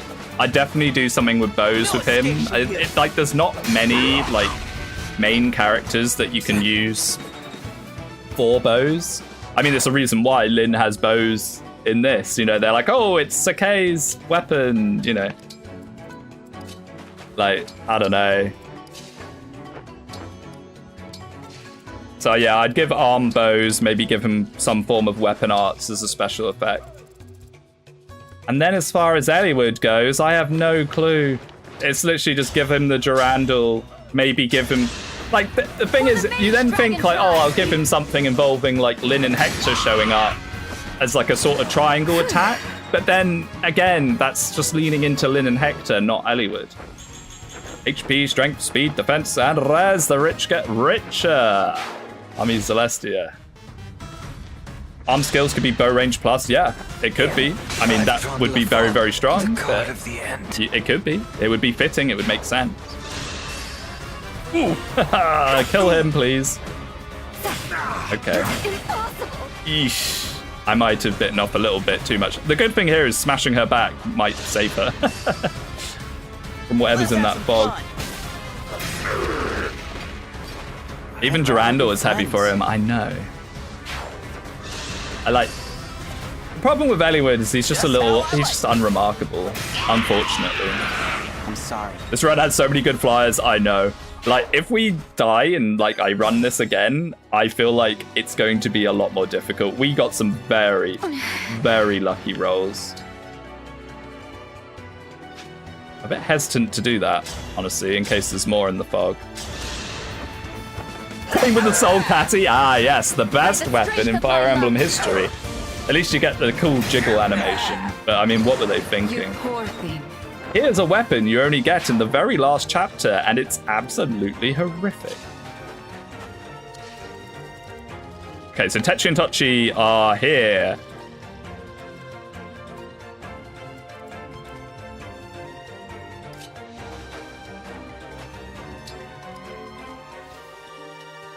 He has 127 avoid, they're not going to hit him. I kind of want to do this more just to funnel them up to the top, because they'll ignore these guys.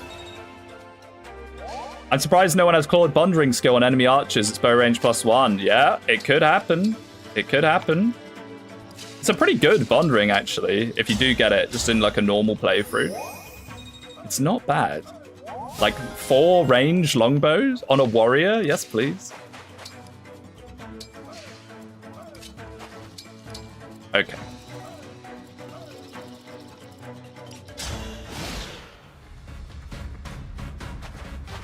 There they are. Book of Worlds? What? He didn't have that before, did he? Huh? Does that mean the enemy behind him has Book of Worlds? What's going on there? The last 2 chapters are Berserker Party. I mean, we got 2 Berserkers, if that's what you mean by that. Boy. Oh my goodness. Bulky ban. And not even. Get sealed.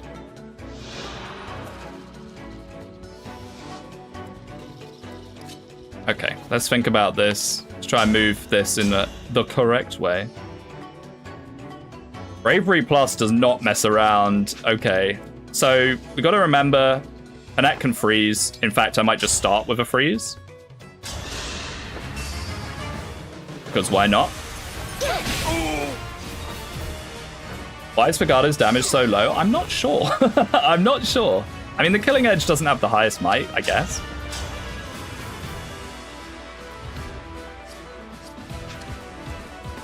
Then now we can be a little more free with Citrine, but we might want to move her back into that bush there, so... Backup units are kind of useful to have in early. I would like the Tomahawk gone. Dreadful Aura so crazy, it's the luckiest roll we've gotten. Time to party. Time to party! I should have chipped him a bit more. I should have done the maths. No, you don't have Book of Worlds, so he just innately has Book of Worlds. Interesting. I wonder why that is.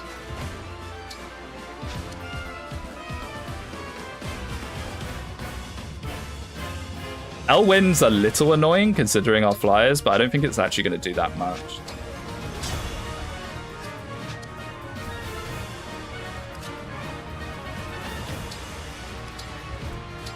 Perhaps we'll do this. This might not be the best hit rate in the world. Yeah. Oh, maybe we won't do that, but now we traded, we kind of have to.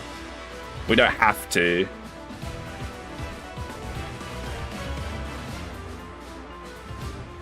I'd rather not lose my other Axe Fighter since we lost Lyndon. Do it no balls. That's how we've lost like so all our units so far, basically, apart from Alchris. Pardon me. Jin on Emblem gets bonus damage against Soulmic enemies. Wouldn't it be Wolf Knights?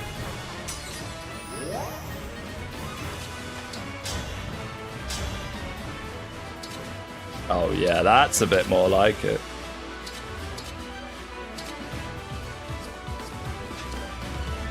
We get some poison on him first as well. Allow me. For you. And Bravery Plus. Pretty spooky. I imagine some of our like squishier units are in one-shot range.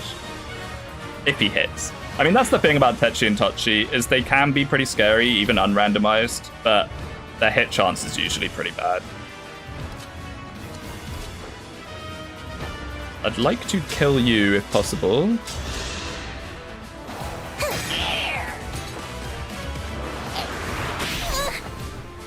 Do you think they do each other's hair so they match? Probably. I'm strong as The classic gold. Bandit Brothers. I'm shocked that we didn't talk about the Bandit Brothers. I mean, we talked about them briefly yesterday. I feel like we definitely should have talked about them a little more because they are such a mainstay of the series. They're in most of the games.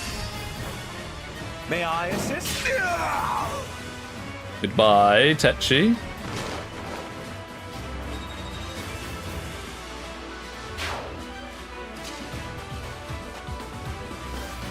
At this point, we may as well. I just have not used Sigurd at all. I still need to figure out who Sigurd's best on, because I really don't think it is Citrine. I just like the idea of 4 on into canter away, but we've just not really used it like that much.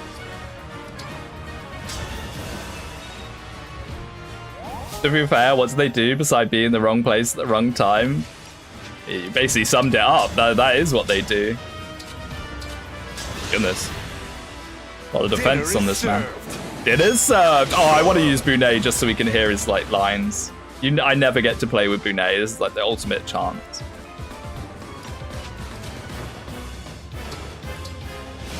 Oh, that guy's running. Bear in mind, that guy actually was quite scary. He's somewhere in there. But we should be ending here, so it doesn't really matter.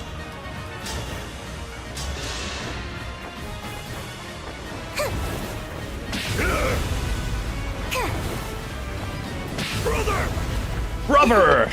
I've never noticed him saying that. Huh. I'm gonna take this back off. I got this like light thing to try and not look quite as depressed as I usually look if I have it turned off.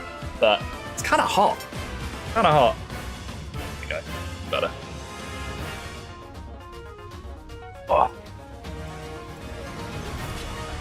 Dragon's Echo bonus is +1 range on Echo, meaning you get 4 range. That's pretty good. Wrong campsite for stripping. Yeah, I know. Where's Oop? He was asking for my OnlyFans earlier, which, trust me, no one wants.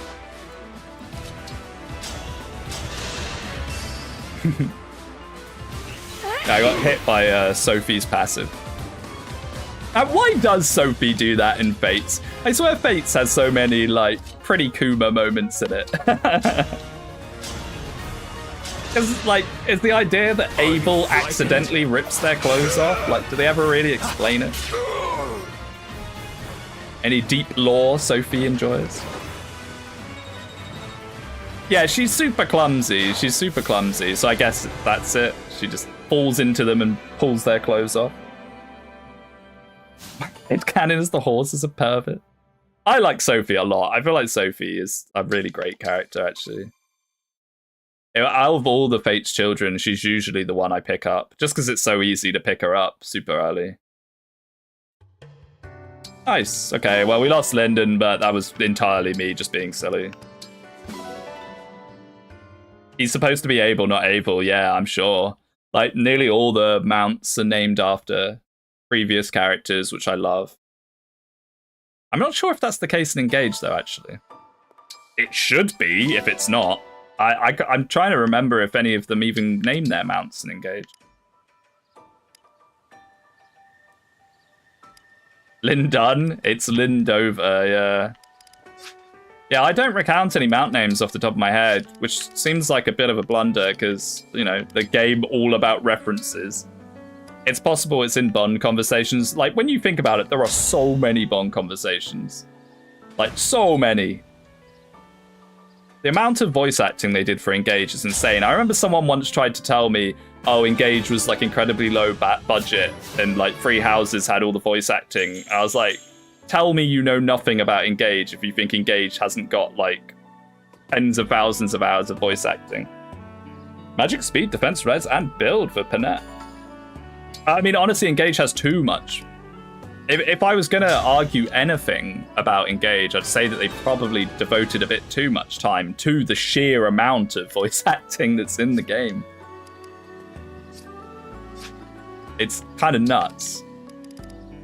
And I just realized I inherited Anto on these units and didn't equip it on any of them. It wasn't you. I just didn't equip it. Sophie thing's probably a Japanese thing. Yeah, I could definitely see that. Ah, there we go. Good to actually use the skills.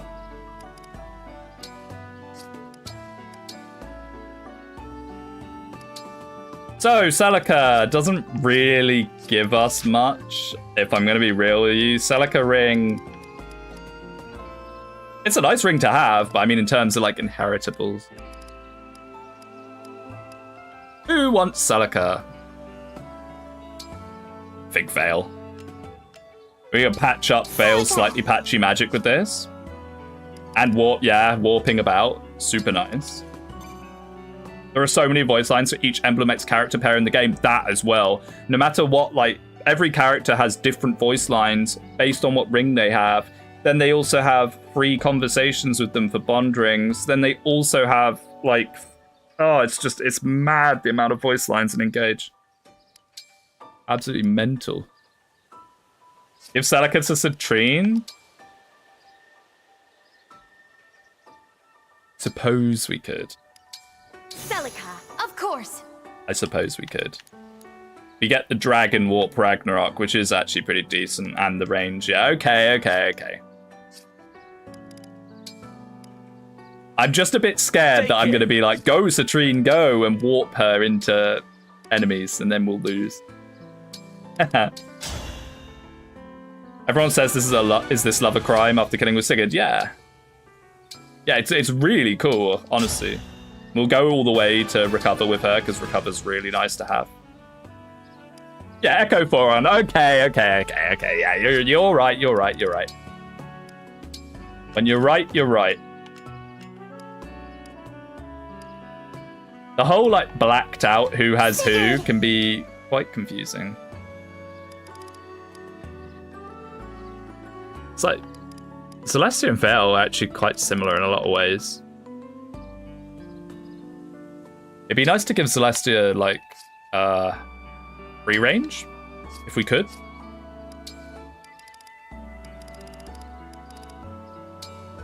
Yeah.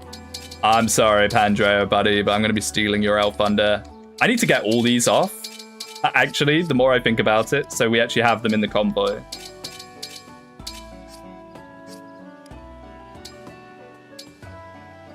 Be sure to check the bond rings. Yeah.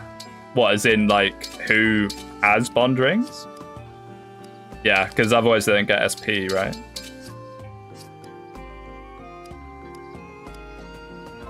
I mean, I don't care about those things. Yeah, in terms of who we're using, I'm not going to use the heroes rings. Some of them have neat skills. Oh no, of course. The bond rings, of course, they're randomized as well. Okay, maybe we'll do some. I don't usually do bond ring pulling. I usually just get like a 10 pull like this, just to muck around with. But if they're randomized, maybe I can justify it. Let's do some gambling. Ring chamber, create bond rings. And I guess it doesn't matter who we create because it's random, right?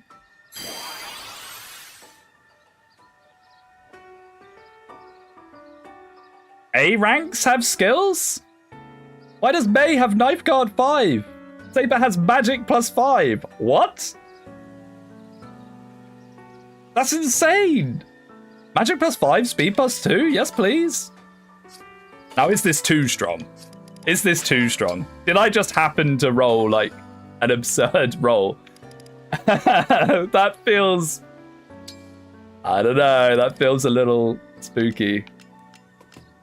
A little funky. I think we did just get extremely lucky. But sure. Knife Guard, I'm pretty sure, is reduced knife damage. If foes equipped with a knife unit takes 5 less damage during combat. I mean, that's whatever. These are some better rings, bond rings, though. Bond rings are weaker than Emblem. Speedwing, calm down. I mean, +5 magic, +2 speed is nothing to shake a stick at. Considering we're only meant to have a limited amount of Emblem rings at the moment. We do one more. We do one more. I'm just gonna gamble now. Okay, let's do Micaiah, seeing as I did Sigurd before.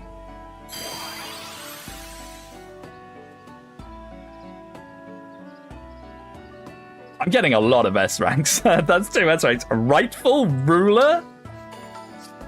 Oh my goodness. I don't even know what that does off the top of my head. Let's find out. Adds 5% to trade. Oh, of course, yeah, it's rightful king. It's Inigo or Crom and whatever, Awakening. That's okay. I mean, it's not great. That's okay. Do we even have any proc skills? I don't know if we do, honestly. That's horrible, honestly. 5% is so bad. Yeah. That's the thing with the bond rings, is that they're kind of, like, pretty questionable. Like Seliph as Crit Taker, which is cool in theory, you know. Reference to his arena ring as oof drilled into me. But the problem with that is it's only 1% per kill with a cap of 10. Anyway, let's just shove some of these better rings onto people and then we'll move on. That looks pretty good. Picardo's already insane. Why not? He can be the rightful king, even though it doesn't really do much. Celestia with +5 magic. What a buff. Give me 40%. How much is rightful king and awakening? Isn't it only like 20 or 10? It's not that much, is it? Not 40%, surely. I mean, it's been a long time since I've done the classic Rightful King Inigo. 10%? Yeah. I figured it was something like that. Alright, let's stop messing around. And continue. People be gambling to get a dreadful aura bun ring. Imagine. Oh my goodness. If I saw dreadful aura in the pool, I would probably just like spend every bond fragment on getting a full team of them. Although that would kind of defeat the whole point of playing. I'm gonna assume because it's Panette's personal, it's not in the pool. Man, is she good. Oh yeah, I never put the Elf under onto Celestia. Let's do that now. Like so, there we go. I suppose Louis can have anything that Lyndon had. I don't think he had much.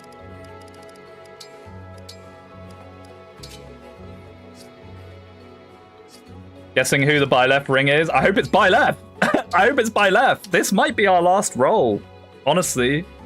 This might be our last chance to get Byleth, right? Isn't Corrin the last ring you get? No.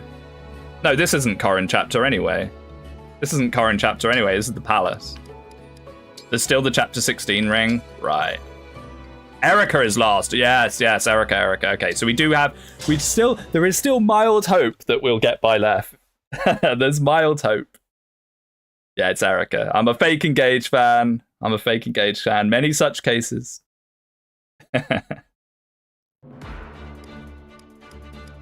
Alright, let's see what the 4 hounds are looking like.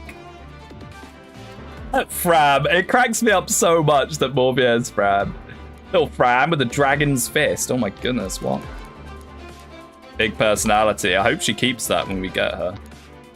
Seal strength, resolve. Oof. Oof. Oh no, there it is. Oh no, it's Canter. Okay. Dark Gallop and Canter. Marnie, stop. She's actually got movement. She's so out of place. Yeah, I know. Bro thinks she's part of the team. Bro thinks she's part of the team. What's she doing here? Little Fram. Ivy. Fortify plus. Oh, with Marth. Oh, okay. Here we go. Marth. We get Marth. That's pretty good. Early Marth. Not bad. We'll get Marth pretty early on. Probably pretty scary though. Zephyr didn't get anything.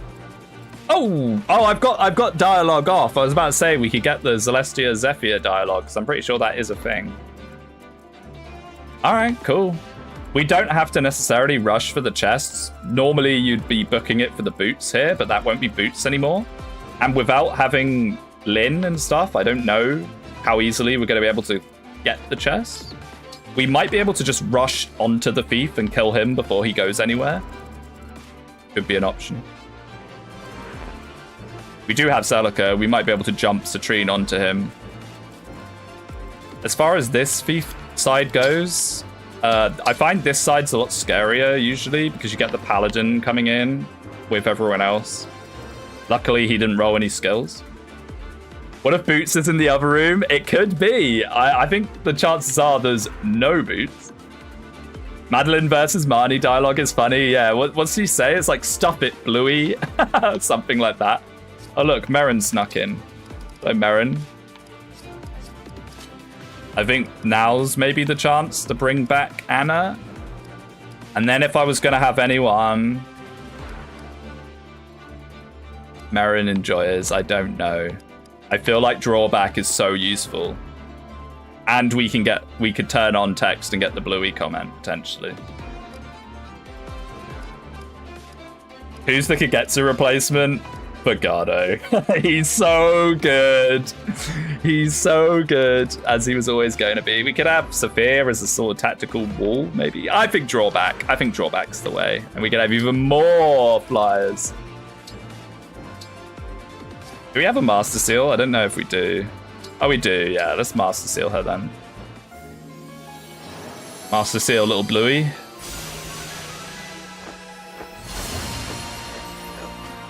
Into the Lindeworm.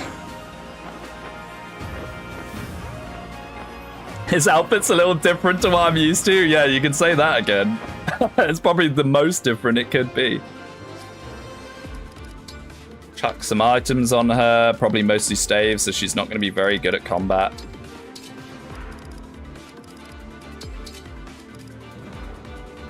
Never mind, we can actually give her some really good stuff. When did we get all this? I know we got 2 4-ons at some point.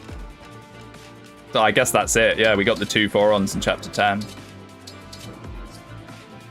Nice!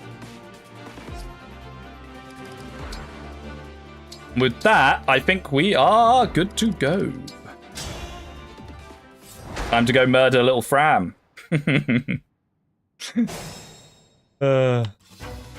So the thieves don't come in right away, but if we can position ourselves in a way that we can then just insta-nuke the thief. I didn't give Anna any weapons, because I'm stupid. Very well. If we put Citrine here, then we can use Anna in the convoy. Why randomized run and it's just wipe and Emblem? I suppose so.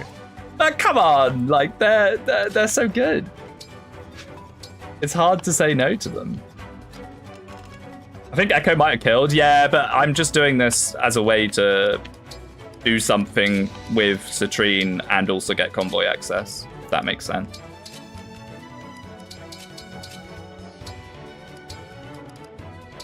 Let's entrap.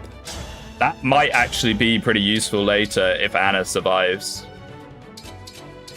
this nonsense. We could maybe entrap one of the 4 hounds. Madeline Mage Cannoneer in the normal game is good. Only having defense and strength but no dex to hit anything is not good. Yeah. I wish you could like play with Mage Cannoneer and stuff more easily. I don't want to have to redo the Xenologue every time. Such annoying design. I got entrapped by Anna. Yeah, she hired a mercenary to go grab you. That'll teach you A to debt underestimate collector. me. It's her debt collecting staff. Oh yeah, we'll be able to hopefully like lunge onto this thief. To be fair, it just means half your team is weak to Lin and bows. Yeah, exactly. I mean, Bluey's only here for literally just for her skill and nothing else really. Although she did kill that guy there. The drawback is just so good. Oh, it's so good. The choice is yours. One of my favorite skills in the history of Fire Emblem. Count on me. I would like to. So with momentum, that actually kills. No, it doesn't. I'm terrible at quick maths. Yes, it does. I'm good at quick maths. I'm guessing we're rolling with Bluey now. Just for now. Just for now. Because next chapter, you get less deployments and she'll be kicked off. She was just a case of, like, I have 1 deployment. Who should I pick? So having someone that has drawback is, you know, not a bad one. I'm going to mark out those wyverns. Oh, that's not a kill. I'll mark out those wyverns because they're pretty scary.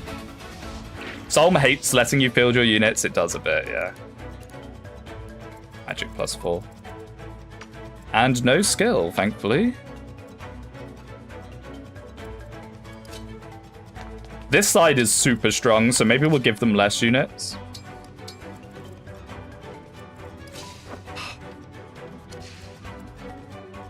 They can have Anna, and this side will have Panette. How about that?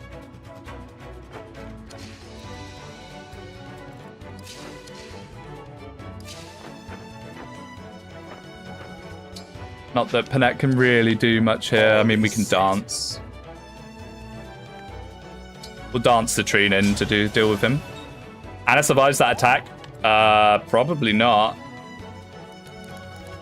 Steady stance and a tune? Stop. I don't think a tune does much, but stop. Someone's just giving you the Hector hard mode experience. Oh my goodness, yeah. Like, I like Hector hard mode, but the deployment is pretty miserable.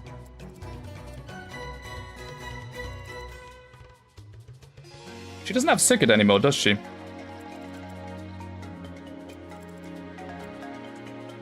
Oh. Understood. Well, that's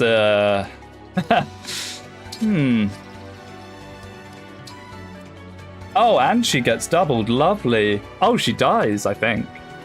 If both those hit. Don't have a freeze staff. We'll have to warp her out, which is kind of lame, but it is what it is. Before I do that, I'm going to turn on all enemy ranges. It is what it is. I just completely forgot that we swapped her off Sigurd. World's best warp. Ready to order?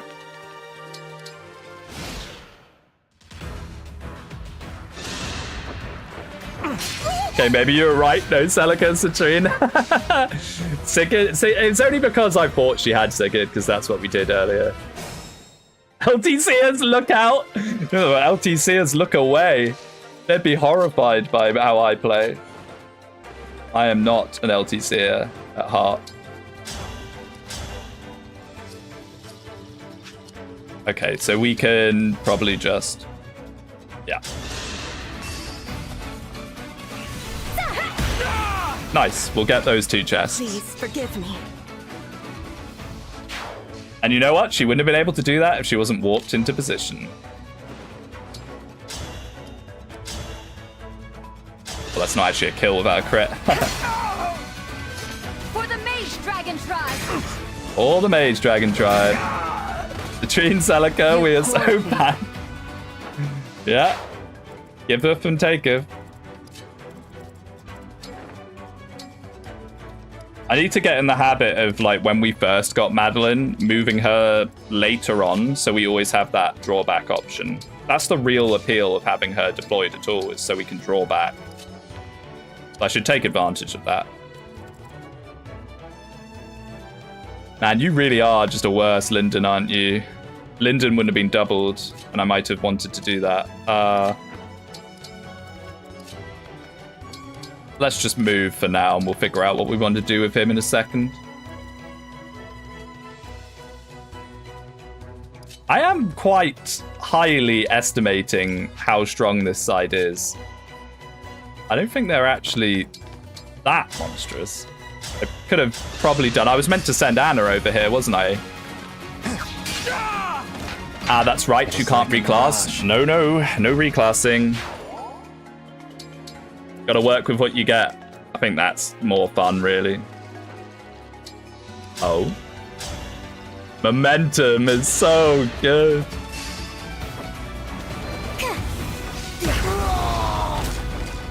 Honestly, if it wasn't for Cantor being the kind of no-brainer inherit skill from Sigurd, I feel like inheriting momentum would be much more of a thing. It's such a good damage steroid.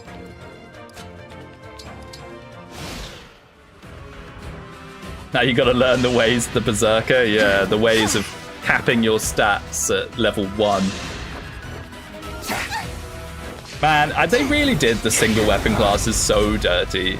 No crit boost, low caps, like S-rank weapons that are questionable and so late in the game that it's kind of, why bother?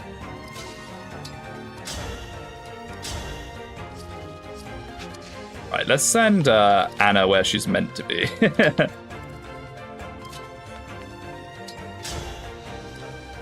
Oh, he has 2 tomahawks now. Gee, Louis, how come your mom lets you get 2 tomahawks?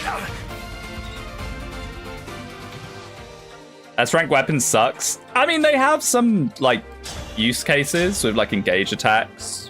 But the thing is, they're really expensive to forge. Like, really expensive, and then you have to be in a pretty bad class to use them most of the time. The kitchen is closed. Yeah, you can make them work, but it's difficult. And, like, questionable whether it's worth the effort.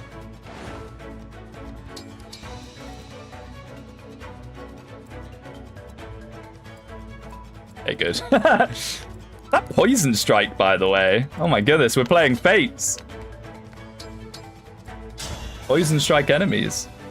I want 35 crit boost for single weapon classes. For sniper, it's 45? Have you learned nothing from Binding Blade? Binding Blade has a 30 crit boost, and both Swordmaster and Berserker are absolutely obscene in that game.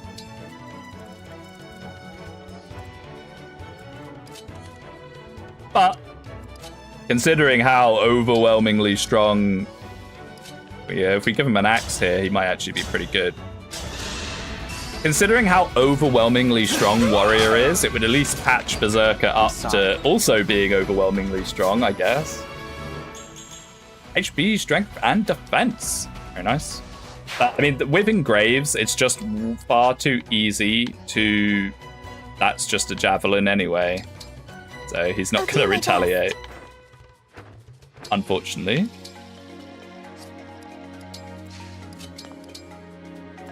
It's hard to balance. The 15 they get in most games is too unreliable, but 30 is too much. Yeah, the thing is with Engraves, you'd just be hitting 100% crit super easily.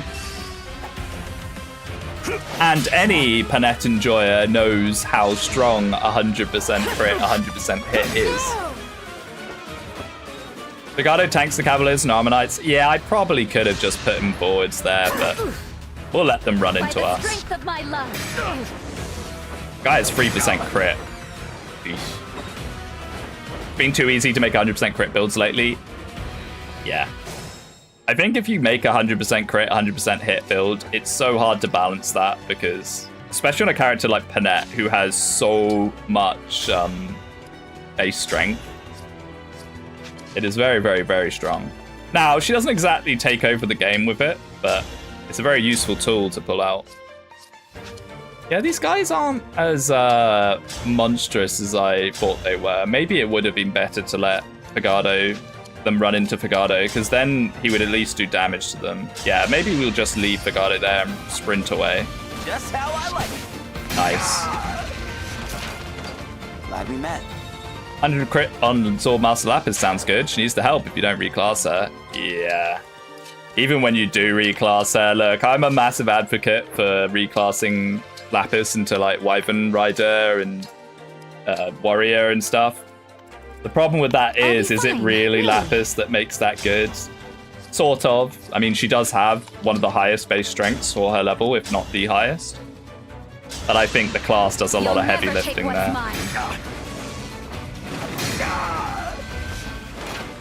I'm ready for more orders. I did kind of chance Celestia there, but it was a very small chance. Need to not be giving Bluey XP, as she will be getting kicked to the curb. Most likely.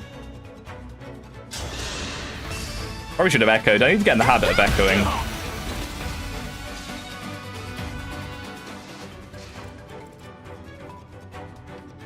I need to get in the habit of remembering she doesn't have Canter. I just went and did it again. Oh my goodness. Bluey, save her, please. Okay. Handle with care. My goodness.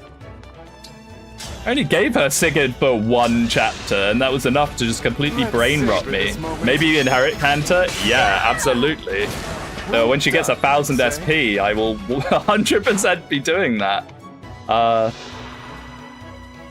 Sadly, she's on 200 because I inherited health.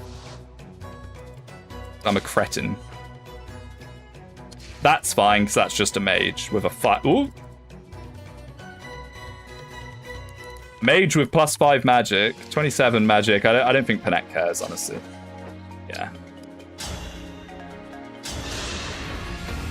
And to habits as a smoking habit.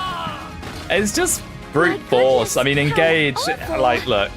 I do think Canter is a little overrated, but it's still one of the best things you can do in the game. So it's really hard to not just assume everyone has Canter. It's just be like, no, I'll get HP +7. In my defense, when I inherited that, we did not know that Sigurd was in the game. We didn't know that we were about to get Sigurd. If I knew we were about to get Sigurd, there's no way I would have got that. Right, cool. Can a girl be randomized into a dancer, or is it male only? I don't actually know. I don't know.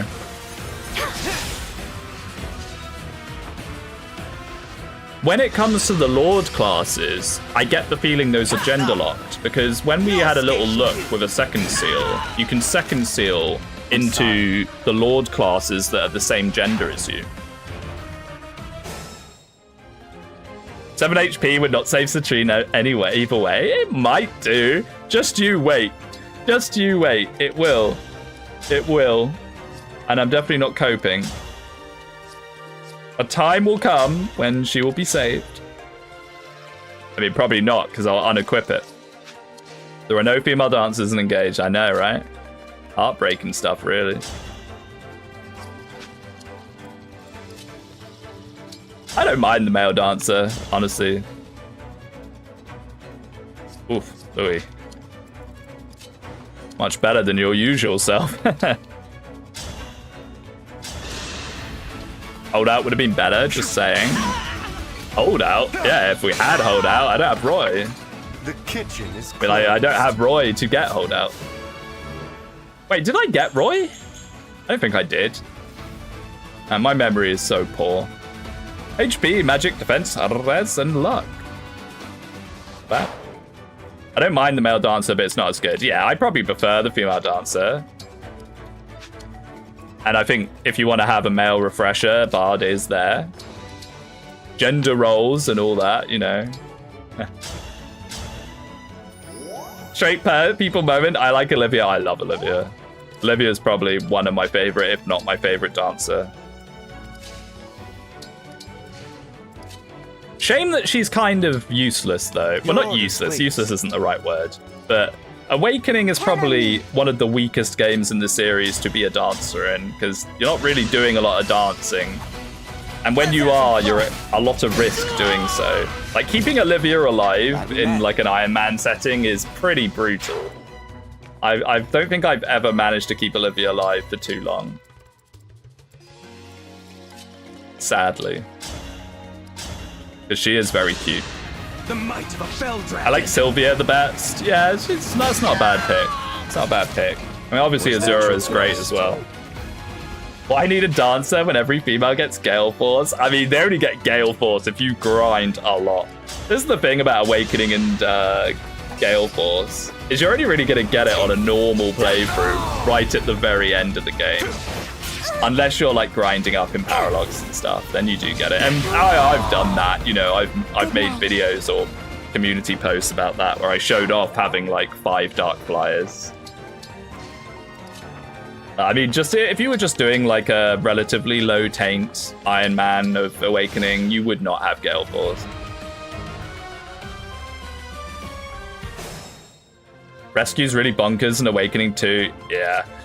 I like Awakening, actually, honestly. I like, well, but I like aspects of Awakening is what I mean to say. It's just like the whole Walmart section is so lame, and the same turn reinforcements. There was so much potential in Awakening. I'd love to play like a, oh yeah, create your doubles. True. Awakening is a game that's just reeks of potential. I kind of want to attack though. And if we had cool doubles, that'd be a kill. Awakening had a bolting version for Dark Tome. Yeah, what, Swarm? Is that Awakening? Swarm?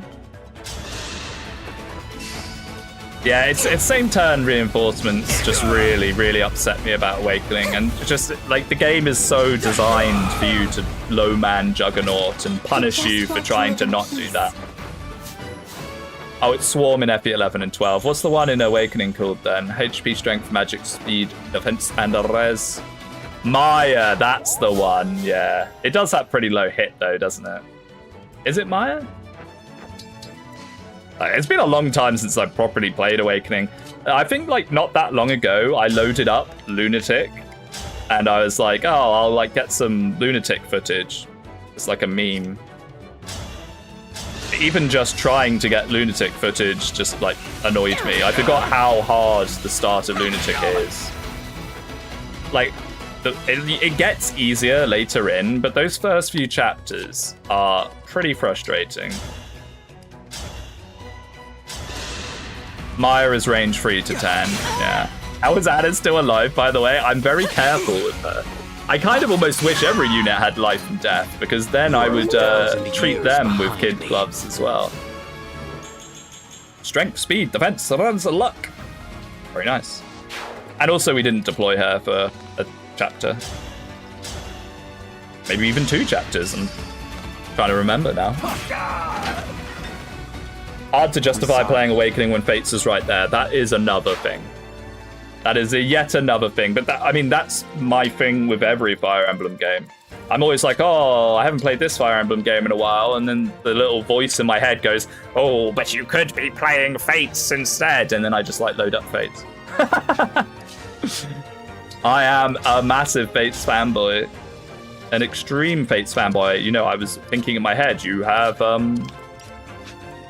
Kanta.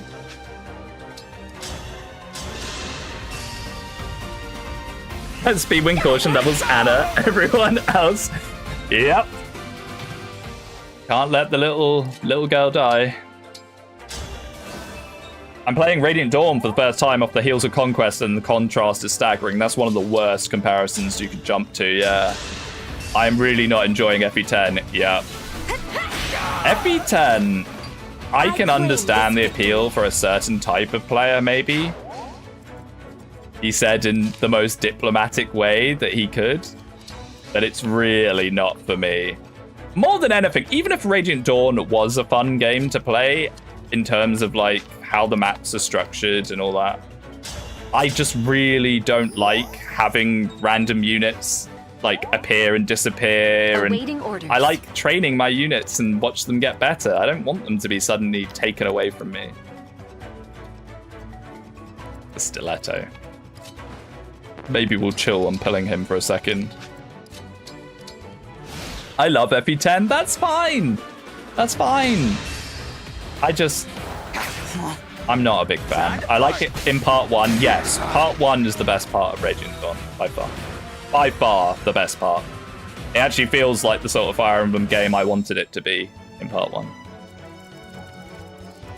then it just, in my opinion, goes quite downhill after that. Okay, now's a good time to call doubles and just have our doubles for the rest of the map. So let's do that when we have a good space for it. Relax. I hate the Dawn Brigade. They all get one-rounded. That's good, though. That's good. In my crazed opinion. I mean, I like to feel like I'm actually making good choices on player phase. There is nothing that puts me off more than, oh, well, just send in your paladin or whatever to just sit there and take the storm of enemies to their face. I find that gameplay so boring. So boring. It's just a, like, running my numbers higher than your number simulator, in my opinion. Which I don't like.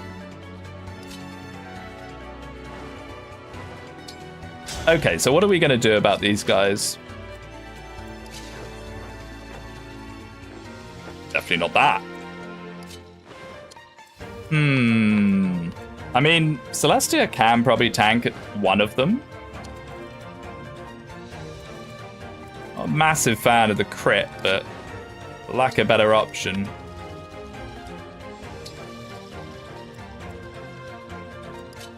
Give mentorship as well. Oh, chain guards. Ah, I should have just chain guarded. Oopsie. Part 1 is better than part 2 so far. I put it on speed up and stopped paying attention.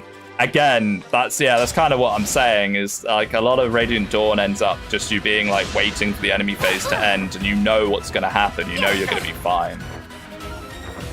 It's not for me. And like Joffrey's Charge is one of my most hated maps in the entire series, because you have to watch all the green units slowly doing their thing. Oh, it's just not my kind of thing. Not my kind of thing. Me first. You're tough. I'll follow. That was the map that made me turn on speed up. Yeah, why am I not surprised? It was fate. I went to go to another room and get a drink and I was still going. I've been meaning to make a shitpost for a long time where I start up a Radiant Dawn enemy phase or a Path of Radiance enemy phase. Either one works.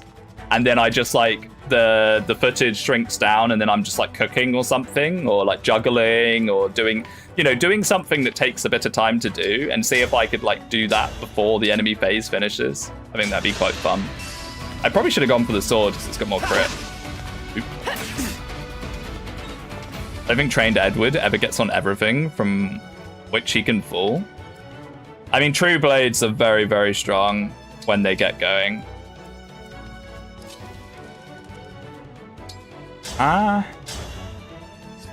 It's like Mia in FE10 is actually a unit that you can consider compared to, her FE9 version, which is not quite so hot.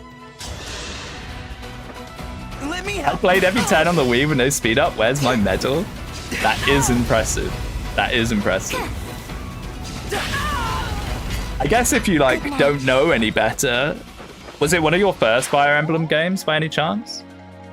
Because the main problem with it is you compare it to the other games which aren't like that,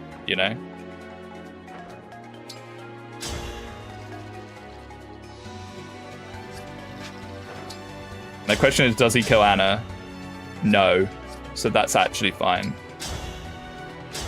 Little Anna just about survives with her life and death. It was one of my first games, yeah. So, if you don't have something to compare it to, I can't imagine it feels that slow, because slow compared to what? I played FE10 on the Wii when it came out, and that's why I traded it in for another game. You should have kept it. That's like a pension fund nowadays. The rate that Radiant Dawn goes for is insane.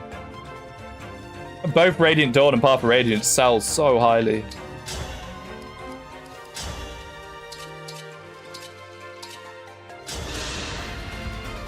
I will roast you. I will roast you? I've kitchen never is heard that. closed. That's such a good crit line. I love Bunei. I will roast you.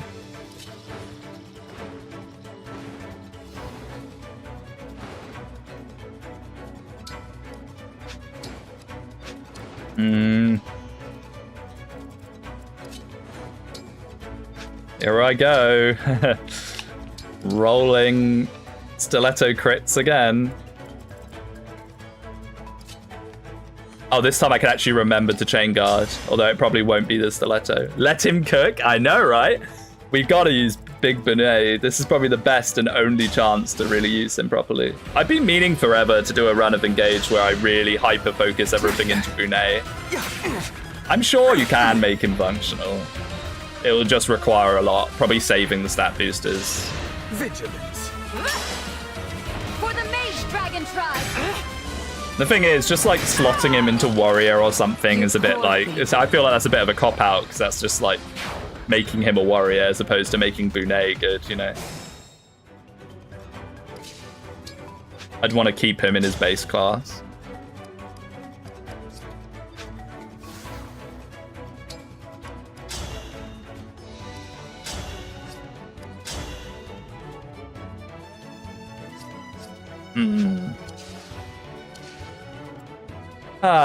I would very much like to feed Lady Citrine. Is that another character with Rise Up, by the way? They have been rolling Rise Up like mad. High Priest Bunei with Celica favorite food, and Byleth Emblem is okay. I mean, that's the meme, isn't it? Okay, he's got Sync below, so he's got the lame version. 3 levels instead of 5.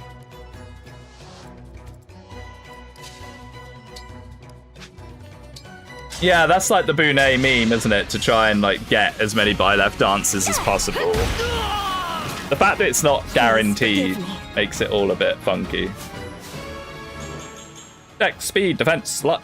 Okay. I would like you to get some magic though, Citrine. Come on now. 30% growth. Not the best. Hey, Bluey, soften him up.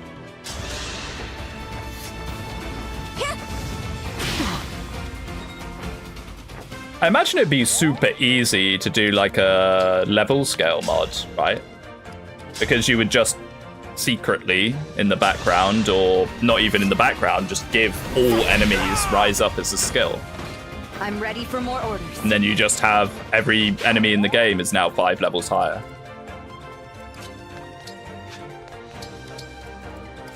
Pretty interesting concept, actually. I mean, is it that interesting? It's just stat bloat, but it would make the game slightly more challenging. Now, this Berserker is super scary. I want nothing to do with him until we can just, like, jump him.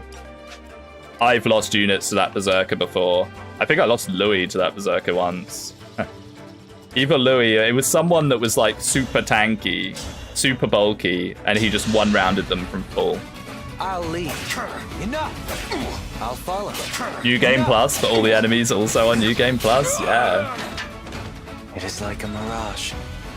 Latrine is the Byleth ring user. If we get Byleth, there's actually we're starting to head into an area where I really think that Byleth ring might not be real. Deploy me. And not having Byleth ring, pretty rough. A worthy sacrifice. See now victory quotes? Yeah, they're pretty unheard.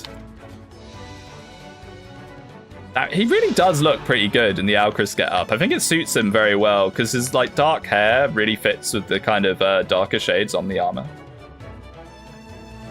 How many DLC rings did we get? We got Tiki and Hector, so we got 2. And there's nothing to say that the other rings we might get a DLC ring.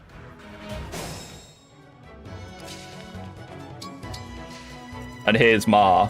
So what, we got 2 more rings, I think? Is it 2 more rings that are unknown at this point? I probably should have kept her going, actually. We might want a Celica dive. Yeah, let's just murder this guy. Is Byleth ring the best ring in the game? I would say yes. A lot of people would say Micaiah. And I would also be inclined to say Corrin is a contender for that as well. I think the best 3 rings are probably Corrin, Byleth, Micaiah. I think Lucina, I guess if you bonded Snore, my problem is I don't really use bonded Snore much. I know it's like the most broken thing in the game and it just turns the game into a complete enemy face fest. Yeah, I guess. But the thing with Byleth is it's just so useful. A 4-man dance. Like, the reason why Micaiah is so good is because Byleth can make you have like 4 people and then you can like warp them and then Byleth dance them. And the fact that Canter exists makes Byleth so useful because if you have Canter on everyone, then you can very easily... I don't know why I'm putting everyone up here. Not everyone needs to go up there for the chest. You can very easily set up little cross shapes for your dances. It's just, oh, it's so good. It's so useful.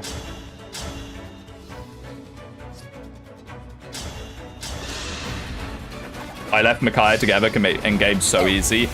Yeah, if Mickey was there for more of the game, I would say it's Mickey. Just because of what she can pull off with warps and rescues and just general stave nonsense. Group reroll and rescue can come in clutch. Yeah, I mean, well, you can straight up just skip chapters with it. When we did the Engage draft race, it was crucial that I did that. Whoa, what? What is that? Are you Fram? Oh, it's just Fram with a freeze. Little Fram. You also get so many rewarps and warps if you want them. Yes, sir. Rewarping around of Empress. That's how I managed to make Empress my main carry. The rewarp utility with her was so nice. Empress, I kneel. Shame she died in this run. She always dies. I can never keep her alive. Oh, yeah. Should have seen that one coming. What if Engage brought back Berserk Staff? I'd love that. Actually, yeah. That's Bluey, isn't it? Ooh.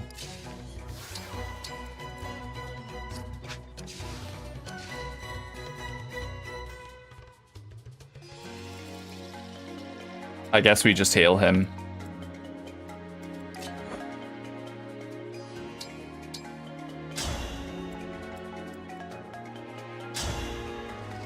I'm an inevitable end enjoyer, though. Really? A very rare breed. Is this enough healing? I'm just going to be sure.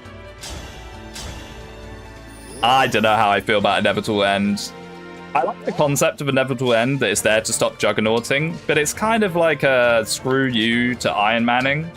In my Conquest Iron Man, I couldn't beat the last chapter, and I knew I couldn't beat the last chapter because I didn't have enough units left.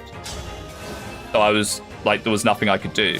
I wasn't intentionally low manning it, I just didn't have units left, so I got soft blocked out of clearing the final chapter, which was a bit sad, honestly. Beating Conquest Endgame without Rescue and Trap Deathless was the most exhilarating feeling I've got in FE. So much fun to strategize. Oh yeah, if you don't skip the last chapter, it's very, very cool. But, you know, in my setting, I didn't really get the option for that because I pretty much only had Xander left. And Perry, for some reason. Perry managed to survive to the very end of the game where everyone else died. Maybe Perry is secretly the best unit. Who knows? Yeah, I had the great massacre that was Hanoka's chapter. I don't know what I was doing with that chapter. Oh yeah, I could definitely make something happen. I mean, I'd already had people say, oh, don't skip the last chapter, don't skip the last chapter. So I was going to try and not skip the last chapter. But then I didn't even get the option because, you know, no Azura. Yeah, maybe not in range. Maybe not in 2 range. Hera killing Hanoka with the 50-50 chance is hype. Yeah, that was awesome. That was really, really... Like, I remember my heart was pounding off that. And yeah, those streams were a lot of fun. Hurricane Axe, okay. I don't think we've really got anyone that makes particularly good use of that.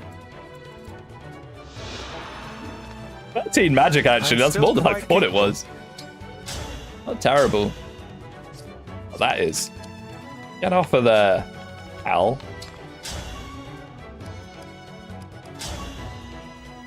Man, this Halberdier is chunky. His Bogard isn't doing us any favors, I suppose.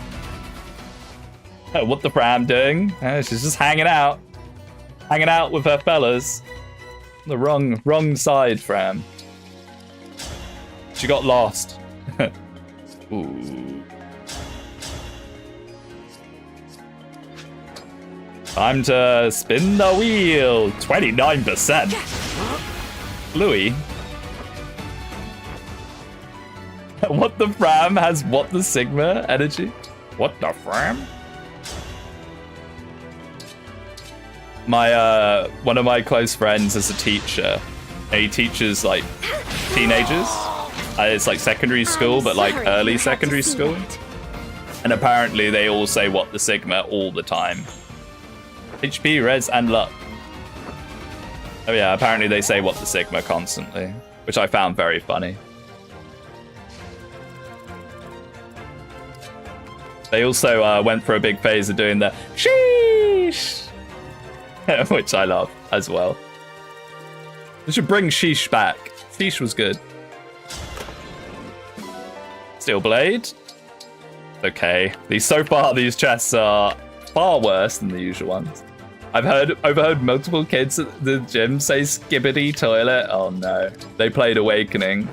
Saw the Cavaliers. Skibbity Sully is real.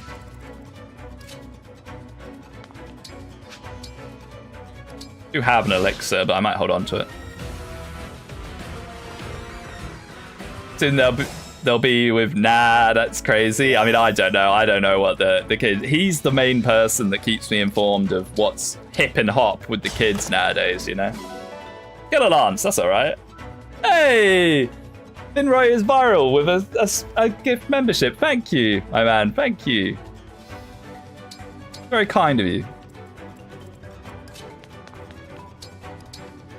Sully, emblem of Skivity. Yeah.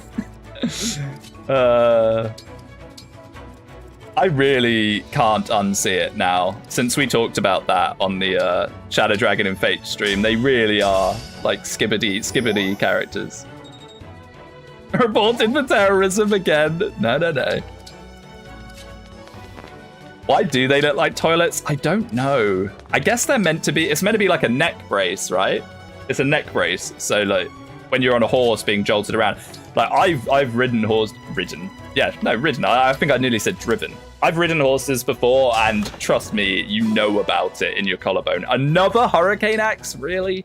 2 hurricane axes? Understood. Can I not have the boots? Can you just give me the boots instead, please?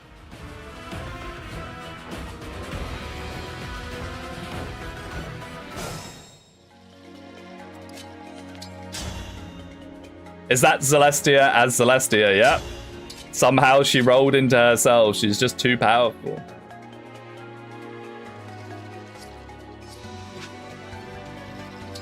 And I do not mind at all because she is very, very, very good.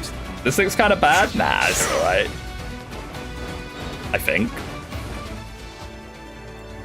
I mean, that's not great, but we should be able to keep people out of its range. What are these other markers? There we go, there we go. If we have it marked out like this, we'll be completely fine.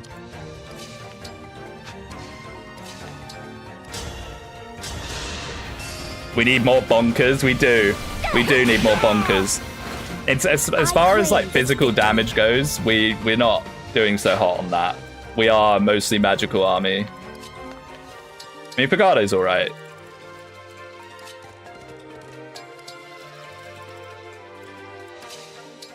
We're about to get little Hort, who is Big Ivy, which is another magical unit, I think. I think Ivy also just rolled into herself.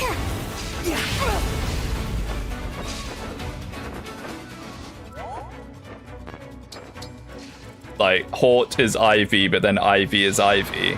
Yeah. It's a bit boring, honestly. Have we recruited an enemy yet? I wish. I don't think so. Where's my Mitan? It might have been an option that I missed out on. If Mitan was an option as a potential character, I'd be super happy. I think your entire team mostly consists of magic users. It does. It does. We'll have to spend some time on some of the physical units because having only magic is going to lead to disaster. I mean, like, magic is the best combat class in Engage, but you do need some physical units. You definitely need physical units. No mage knights. We somehow didn't get a single mage, and we haven't gotten a single mage knight, which is a shame. The true premier class of Engage. Like, it's very easy to go on about how strong warriors are, but mage knights are next level. May I assist? Ivy having friendly personality is so funny. I hope she keeps that. I mean, I think she will, because Fagado kept his personal... Oh, but he didn't keep the class. Fagado was a, he was his own class, so maybe they'll swap. Maybe she'll randomize. I hope she does. It'd be nice to have something different to just another magical flyer. Yeah, he wasn't a hero. In this house, he wasn't a hero. So who are we going to be there? Emblem Marth user? Yeah, I mean, having Marth from this part of the game is huge. Very big stuff. Allow me. Sidal was a dancer, not Tira D Elite. I never know how to say that. Tira D Elite. French. Has never been my strength, French. I know a bit of Spanish, but I don't really know much French. The Ivy will probably not be Lindworm. Hopefully. I hope she isn't. Honestly. I know that sounds ridiculous to say, as I hope Ivy isn't in potentially one of the strongest classes in the game. I just think it'd be more interesting if she's something else. Would you want another game with dual protagonists, both of them actually forced to play it together? I wouldn't mind it. The thing is, something I don't like is game over units. The more game over units you have, the stinkier it is for me, because I enjoy Iron Manning. That's another big reason why Radiant Dawn isn't one of my favorites, is there's so many game over conditions in that game. Yeah, we don't exactly have a shortage of magic flyers, I know. It's kind of mad quite how many we pulled. We haven't, do we pull any fighters at all? I think we got like one fighter, didn't we? But considering there's 3 fighter classes that we could have gotten. Axum having multiple runs, lost to green unit, chill. Yeah. Didn't he have he had a Lincia get captured as one of his losses. I mean, Radiant Dawn's just miserable. You had a fighter, Linden. Why, he's a berserker. Yeah, I guess berserkers count. So we have gotten 2 berserkers and a hero. I just meant in terms of like the classes that we could have rolled. We've gotten pretty lucky. Don't forget Rafale. Oh yeah. The problem with this map. So, Fram. Is Fram actually scary? Because I think she is. I think she's scarier than Morvier normally is. Because normally his Fire Lance doesn't do much, but if she actually connects with this Dragon Fist, it's a brave magic tome. She has 20 speed, so she might quad people. Like, she's actually pretty spooky, little Fram. Now, something I kind of want to do, not because it's good, but because it's funny, is in Trap, potentially.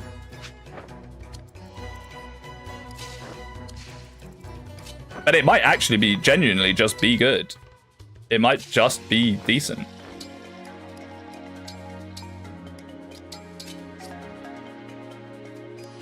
But because we trade, I can't engage now because I'm an idiot. So we'll wait another turn and then see if we can't entrap one of them. I mean, maybe we could pull these guys in the meantime. Okay, these guys do not have skills. This guy does. Darting Blow. I wish we got Darting Blow. +6 speed during combat? Who gets that? Is that an enemy-only skill? That's not a bond ring or anything, is it? Don't forget Marnie has Dark Gallop. Oh, true! She does. She's like the movement goddess. I mean, it's 7 move. She has 7 move. It's actually not as intimidating as it seems, unfortunately, for her. Yeah, Darting Stance is definitely enemy only, for sure. I think you get it in the those maps. What they called? The like volcano map. You know the one I mean? It's like in the it's in the Tempest Trials. Tempest Trials. That's what it's called.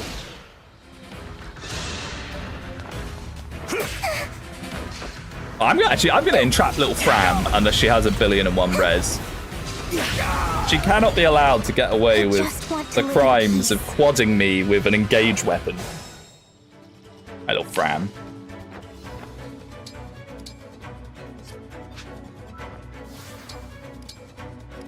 Get over here. Ah, okay. Get over here. 21%, never mind. Oh my goodness, that's bad. Never mind.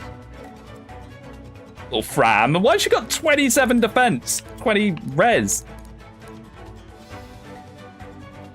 Is she having the effect of resolve without being on low health? Fram, you're cheating. Is her skill the activated resolve? Is that what her skill is, rather than just resolve? She's got the active version of it. Little Fram. Just use Lagoon's friend, boy? Yeah, I will. I will.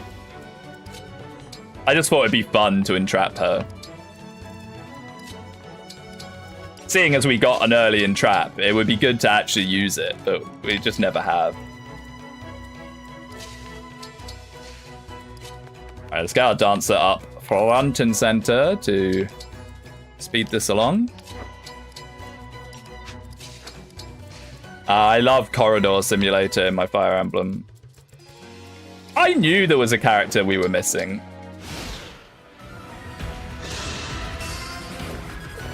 She always has a resolve because she's so determined. Yeah, I know. Fram's. She's trying her best, okay? She's the Haru Urara of this game. He said, butchering my amazing Japanese pronunciation.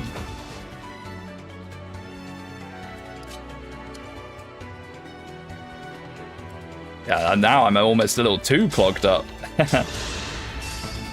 Urara. I don't even know if that's how you say it. The shining star, losers everywhere. No, no, no. Little Fram's a winner. I wish we could see her growths and stuff now. I mean, if she retains this base 21 strength, oh my goodness. Oh, that would be so good. But she won't, will she? Because she comes in so super, super late if she's Morbier. Like chapter 20-ish. Right, Fagado, be like that. You have more crit than hit. 12 build, yeah, she's been working out. Little Fram got big time strong.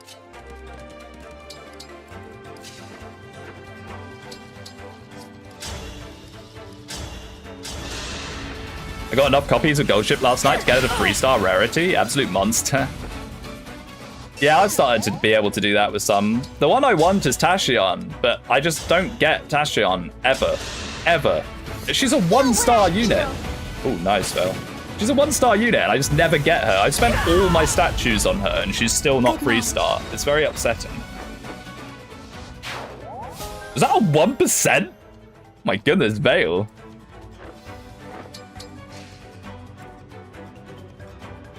Okay. Now comes the funky bit.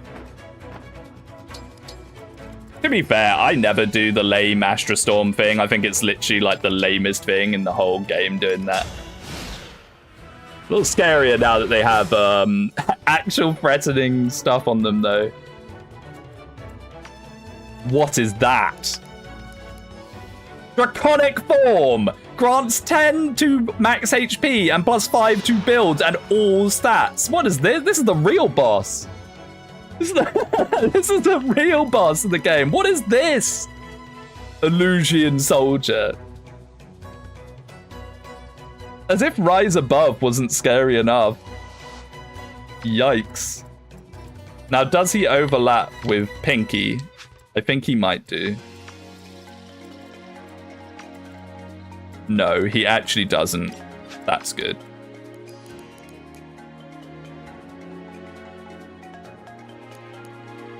Yeah, she's actually not bad. She's basically just regular... Who's that? Ah, that's Zephyr with a Boron, that's fine. She's basically just regular Pinky, but she has more move. You need a hero? I don't know how I like the idea of Fagado in there, honestly. It's not terrible, but what I quite like the idea of is Vale like eviscerating her on the same turn. So we'll just go with this. Get over here, Celestia. Why did they have a dragon hired as a hero? I know. I've just realized something. It's Marth, isn't it? We got to be very, very, very careful of Marth's engage attack. Oh, Hurricane Axe is effective against flyers. Sorry.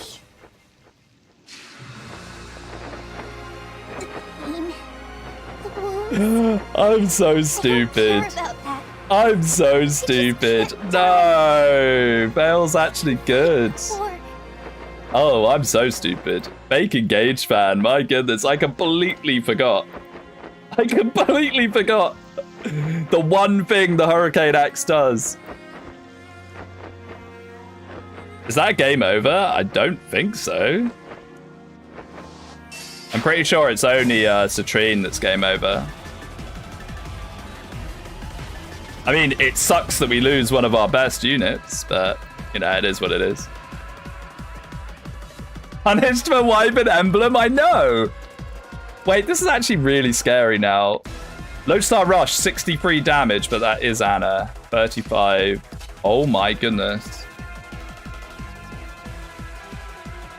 How does this map work again? Is it kill Hortensia or is it kill everyone? I genuinely can't even remember. Defeat Ivy, Zephyr, Marnie, and Fram. Oh no, so we have to kill all 3 of them. Time to run? Yeah, I think so. Luckily, she only has 5 move because she's a wing tamer. She's not Ludvam. Yeah, let's just, let's chill. Let's regroup.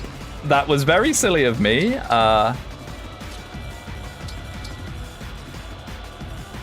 We don't have a freeze staff. As much as I'd like to freeze her. We have not rolled a freeze staff at all. I should probably start looking in the shop because we're hitting the point of the game where the shop does start stocking some useful stuff. We have Entrap, yeah. Yeah, maybe what I should have done there is move back with Panette, Entrap, and then kill one of them with Entrap. We might still be able to do something like that in a bit. Your 9 capped resistance better help you out here, Louis. Hey, good. She doesn't have crit. Okay, Fram is healing, which is actually a good thing. That's good. That's good. That means at least little Fram's back there. Now the question is, can we murder them all here? 26 defense, by the way. Whew. I think we got a lot of magic, I guess. And these are not effective damage. Annette can freeze one of them, which will give us some breathing room. Okay, so we only need to kill 2 of them. You better not lose to obtain Ivy.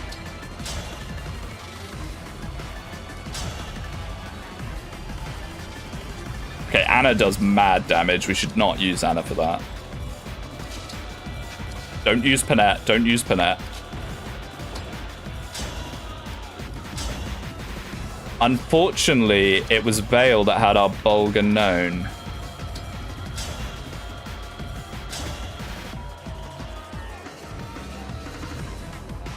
I'd rather do that from free range. Gotta make sure we get the order of all this correct. I think you have to freeze Ivy because of Lodestar, yeah, and she also has 2 life bars, so she's harder to kill on this turn, I think. A lot harder.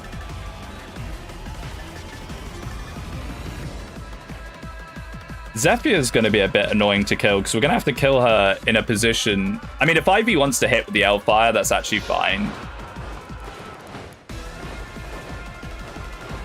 No, it's not. No, it's not fine. 36 magic?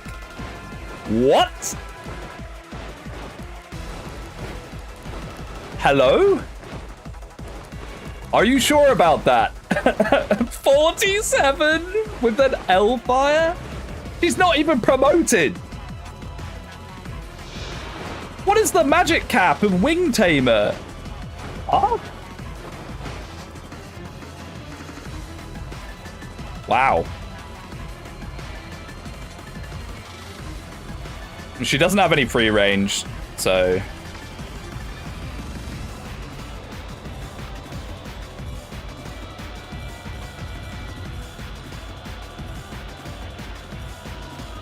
Okay.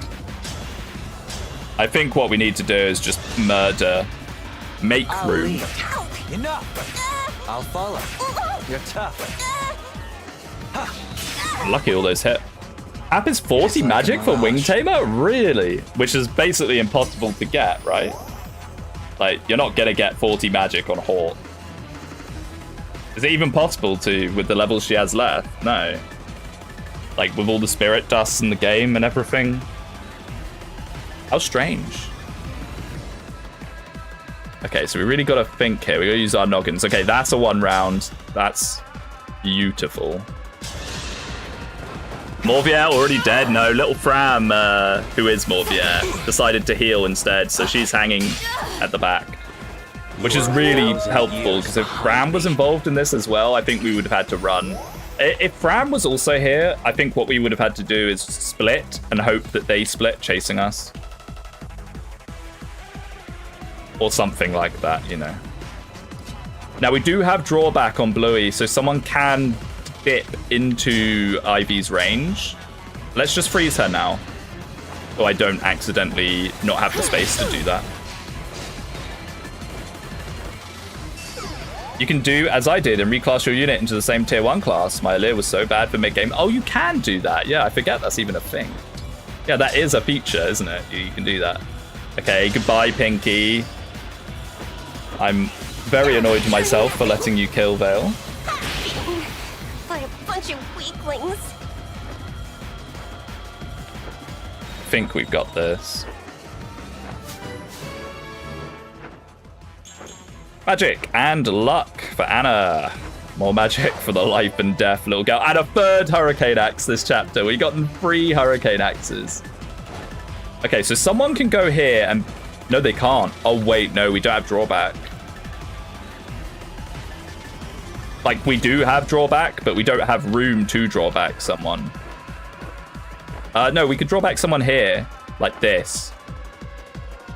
So someone can attack Zephyr from this tile and then be drawn back here, so then they can't be L-fired. Whatever you require. Which might be this, if he doesn't die. Yeah. How about you forge them into a stronger class? Oh, that's right. Yeah, no reclassing. I mean, there's no point in having randomized units if I then just turn them all into mage knights and warriors, is there? Now we draw back. And then whoever can kill. Okay, we did it. That looked very scary, but we got there in the end. Is Pandreo deploy back on the menu yet? I mean, it would require quite a few people to die, sadly. As funny as he is. As funny as he is. Alright, Citrine. Magic, please. Thank you. HP, magic, dex, defense, res, luck. Yes. We did it. No, we're not out of the woods yet, but we did stage 1.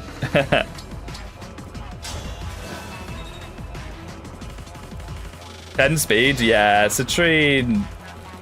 She's trying her best. She's trying her best. The thing is, I kind of got... I was like, oh, should we re-roll or not? But she got Great Thunder, which, you know... Great Thunder. Rolling Great Thunder onto a magical class. Oh, you don't have the longbow? Oh. What a good dance that was, then. Man, is she strong. What's wrong with Pandreo? Is the Fell Dragon class terrible? Yeah, it doesn't have any class growths. So he's only got personal growths, and his base stats are just kind of low, and he's not flying. We got so many flying mages.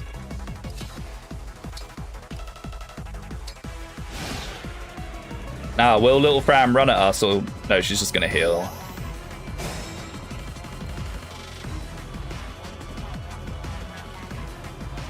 I really want to see how much damage she does with that.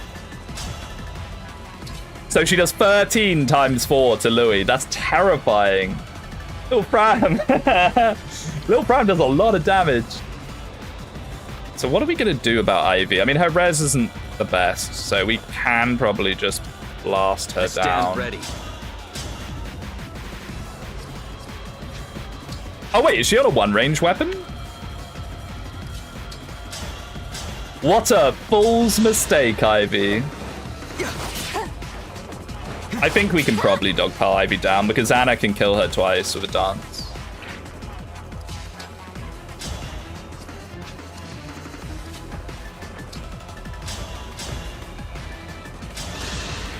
This Fram is what Fram should have been. It's what Fram can be. You just got to believe in her. 68% hit is not wonderful. I'm pretty tough, you know. I'm pretty tough, you know. Oh no, she's super engaging. What does that do with Marth? Okay, that didn't swap her onto something else. When actual Hortensia does that, it's so scary because she can dance everyone. Didn't that happen on one of my Ironmans, didn't it? She decided to dance everyone. Spooky stuff. I kind of want to hold on to Panette because we might need to freeze Fram.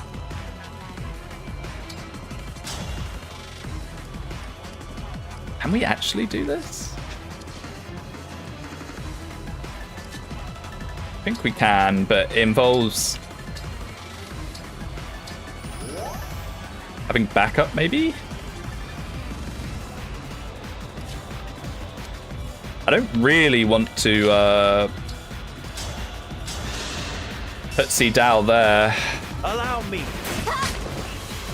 Yeah, she used Diabolical Dance, which is a 2-range dance. Absolutely nuts. Yeah, like I didn't even know she could do that, really. I'd like saw it once before. The only way you can ever really see it is if you take a life bar off her and then fight her, which is so unlikely to happen because you're nearly always just going to be nuking her in one turn. Wait, there's a diabolical dance? Yeah. So if you take one life bar off Hortensia in this chapter and then let her, then have her turn, she will do a 2-tile in a radius around her dance for all the enemy units. It happened in my Iron Man. Because we took a life bar off her. With Astros. Oh my, I forgot about the real strongest man in all of Engage Land. A little Fram, stay put, please. And if we didn't have Panette, I'm not sure what we would be doing here.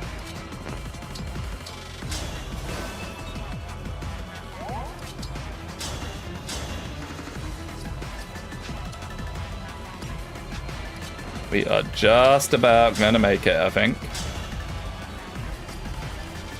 Lol, Lamau even. I guess she just doesn't have strength. Wow, our defense is just that good. Okay. Celestia Gaming. Is Fram Hortensia or Morbier? She's Morbier. Little Fram. So we'll be seeing her quite a bit. She's gonna keep coming back. Because like, I forget how often Morbier does show up, really. We get him in chapter 16 as well. HP, defense, res, luck. Okay. I don't think it really matters what. As Thea levels up, she's already so strong. Alright, Anna, kill. 16, 17, 19. Is it really all of those chapters back to back? I guess it is. Yeah, because he shows up in 17. What chapter's 19? I thought 19 was the Grist chapter. Wait, Anna. It was a backup attack, I suppose, that missed.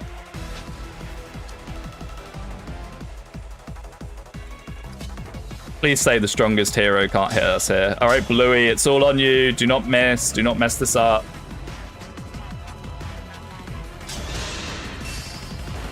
May I assist? Okay, good. Oh, the dead town. Yes, yes, yes, of course. The port. HP defense luck. She snuck her way into getting a level. I was only deploying you for your drawback. What is this? Fram. Mega Fram. Fram.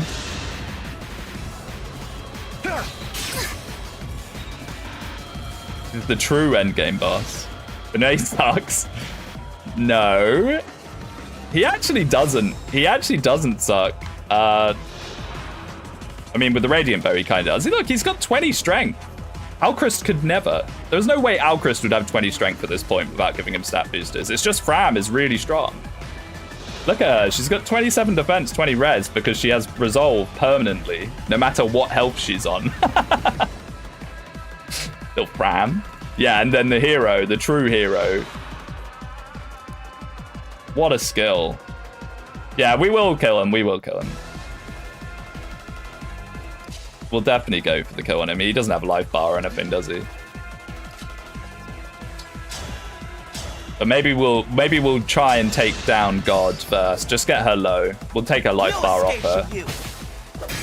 There we go. I'm sorry. At least she doesn't have much HP. Dragon Fist, what's this?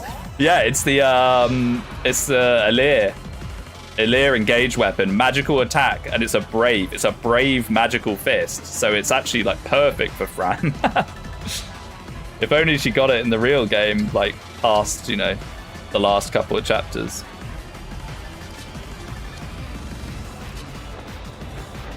Wielded by Emblem Citrine, yeah, I guess because of the replacement, right? Okay, so how are we gonna take this bloke down? I need my Bolganone.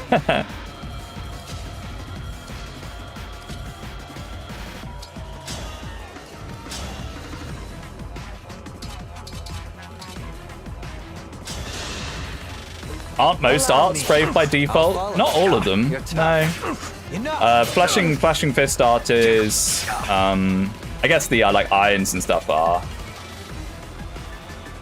No, maybe they are actually. I don't actually use arts enough. Like flashing fist art is the one that's really, really good, but that's not necessarily because it's brave. Oh, it's just initiate and shielding, right? Yeah. Okay, I'm wrong. I'm spreading misinformation as usual. Your orders, please.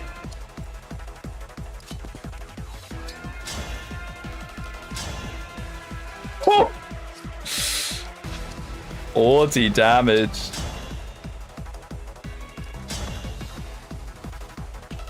He's so strong. Let's 4 on him.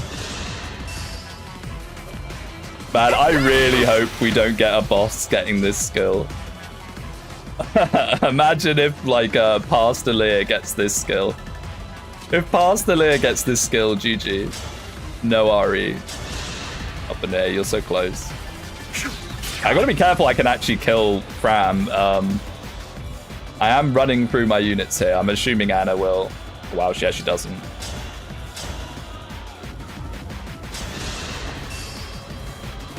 Is that Oof? Oof would never be a hero. Oof would be a troubadour.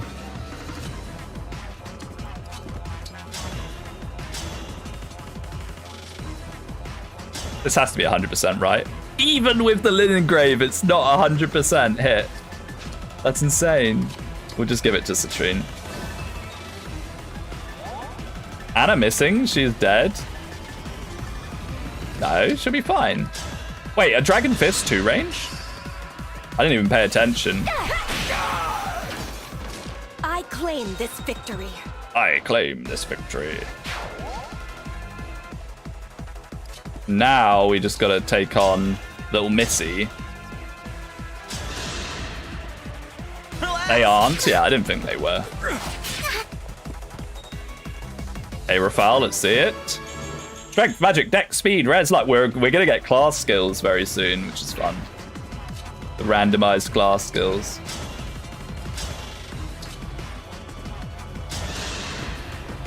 Should have moved Louis. Oh yeah, true. We could have been getting backups, but I think we'll be fine now. We've still got Panette. And Bluey, who will not be taking 2 kills from us. Let me help. See you in a few chapters, Fram. See you again soon. Nice. Citrine and Celica MVP. I guess the 4-on is just that useful.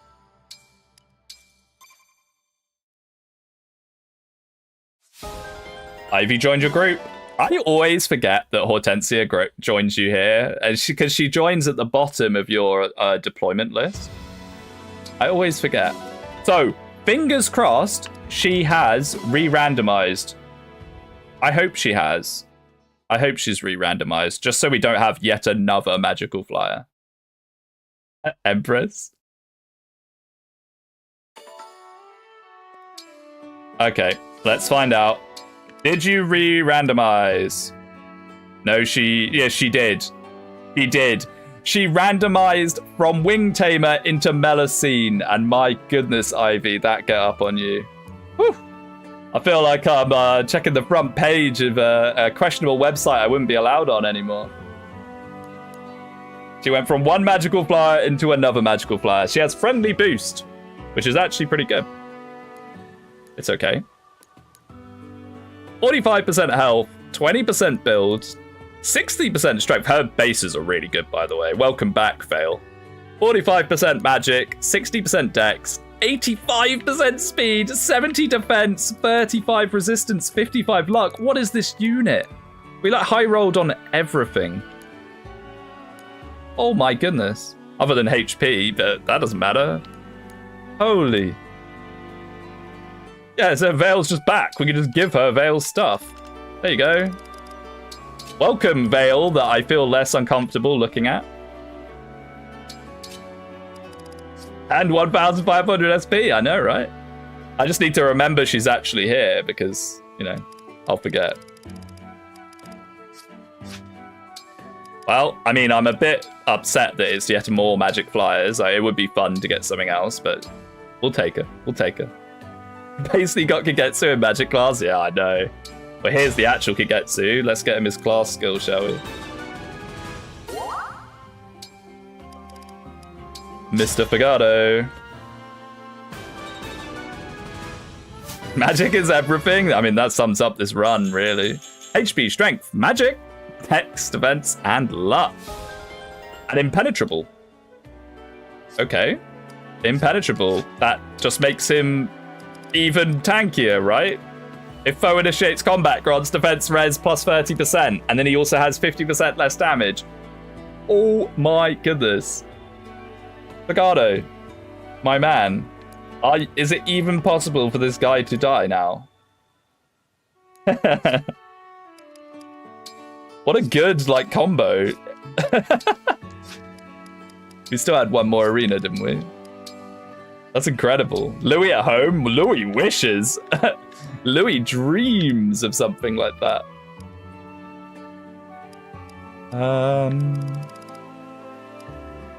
Guess we'll just give it to Citrine. He can die to chain attacks. Yeah, probably will.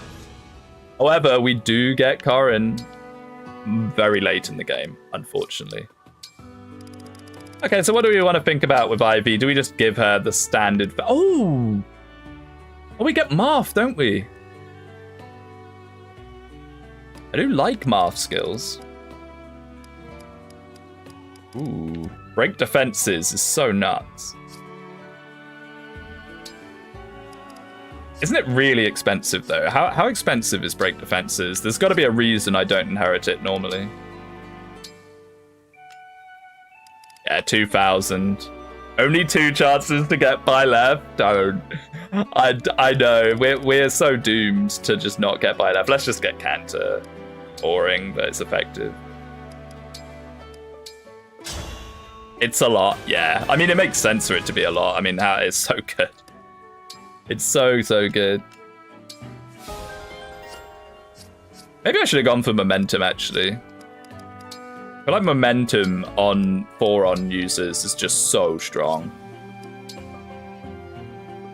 What am I doing? Manage skills. Santa! Hey. Not completely out of reach, but too pricey pre-turn. Yeah, exactly. That's the problem with it. And then by the time you get Marth back, you've probably invested in skills. So there's never really a good chance to pick it up. Right, and with that being said, I think I'm going to call it a day here and go have some dinner. I'm very hungry. So thank you so much for hanging out with me today. It's been a lot of fun. We only lost 2 units. Pushing our way through. And I'll be back fairly soon. So yeah, I'll see you all whenever I see you. I need to stop promising when I'll appear again. Hopefully not too long.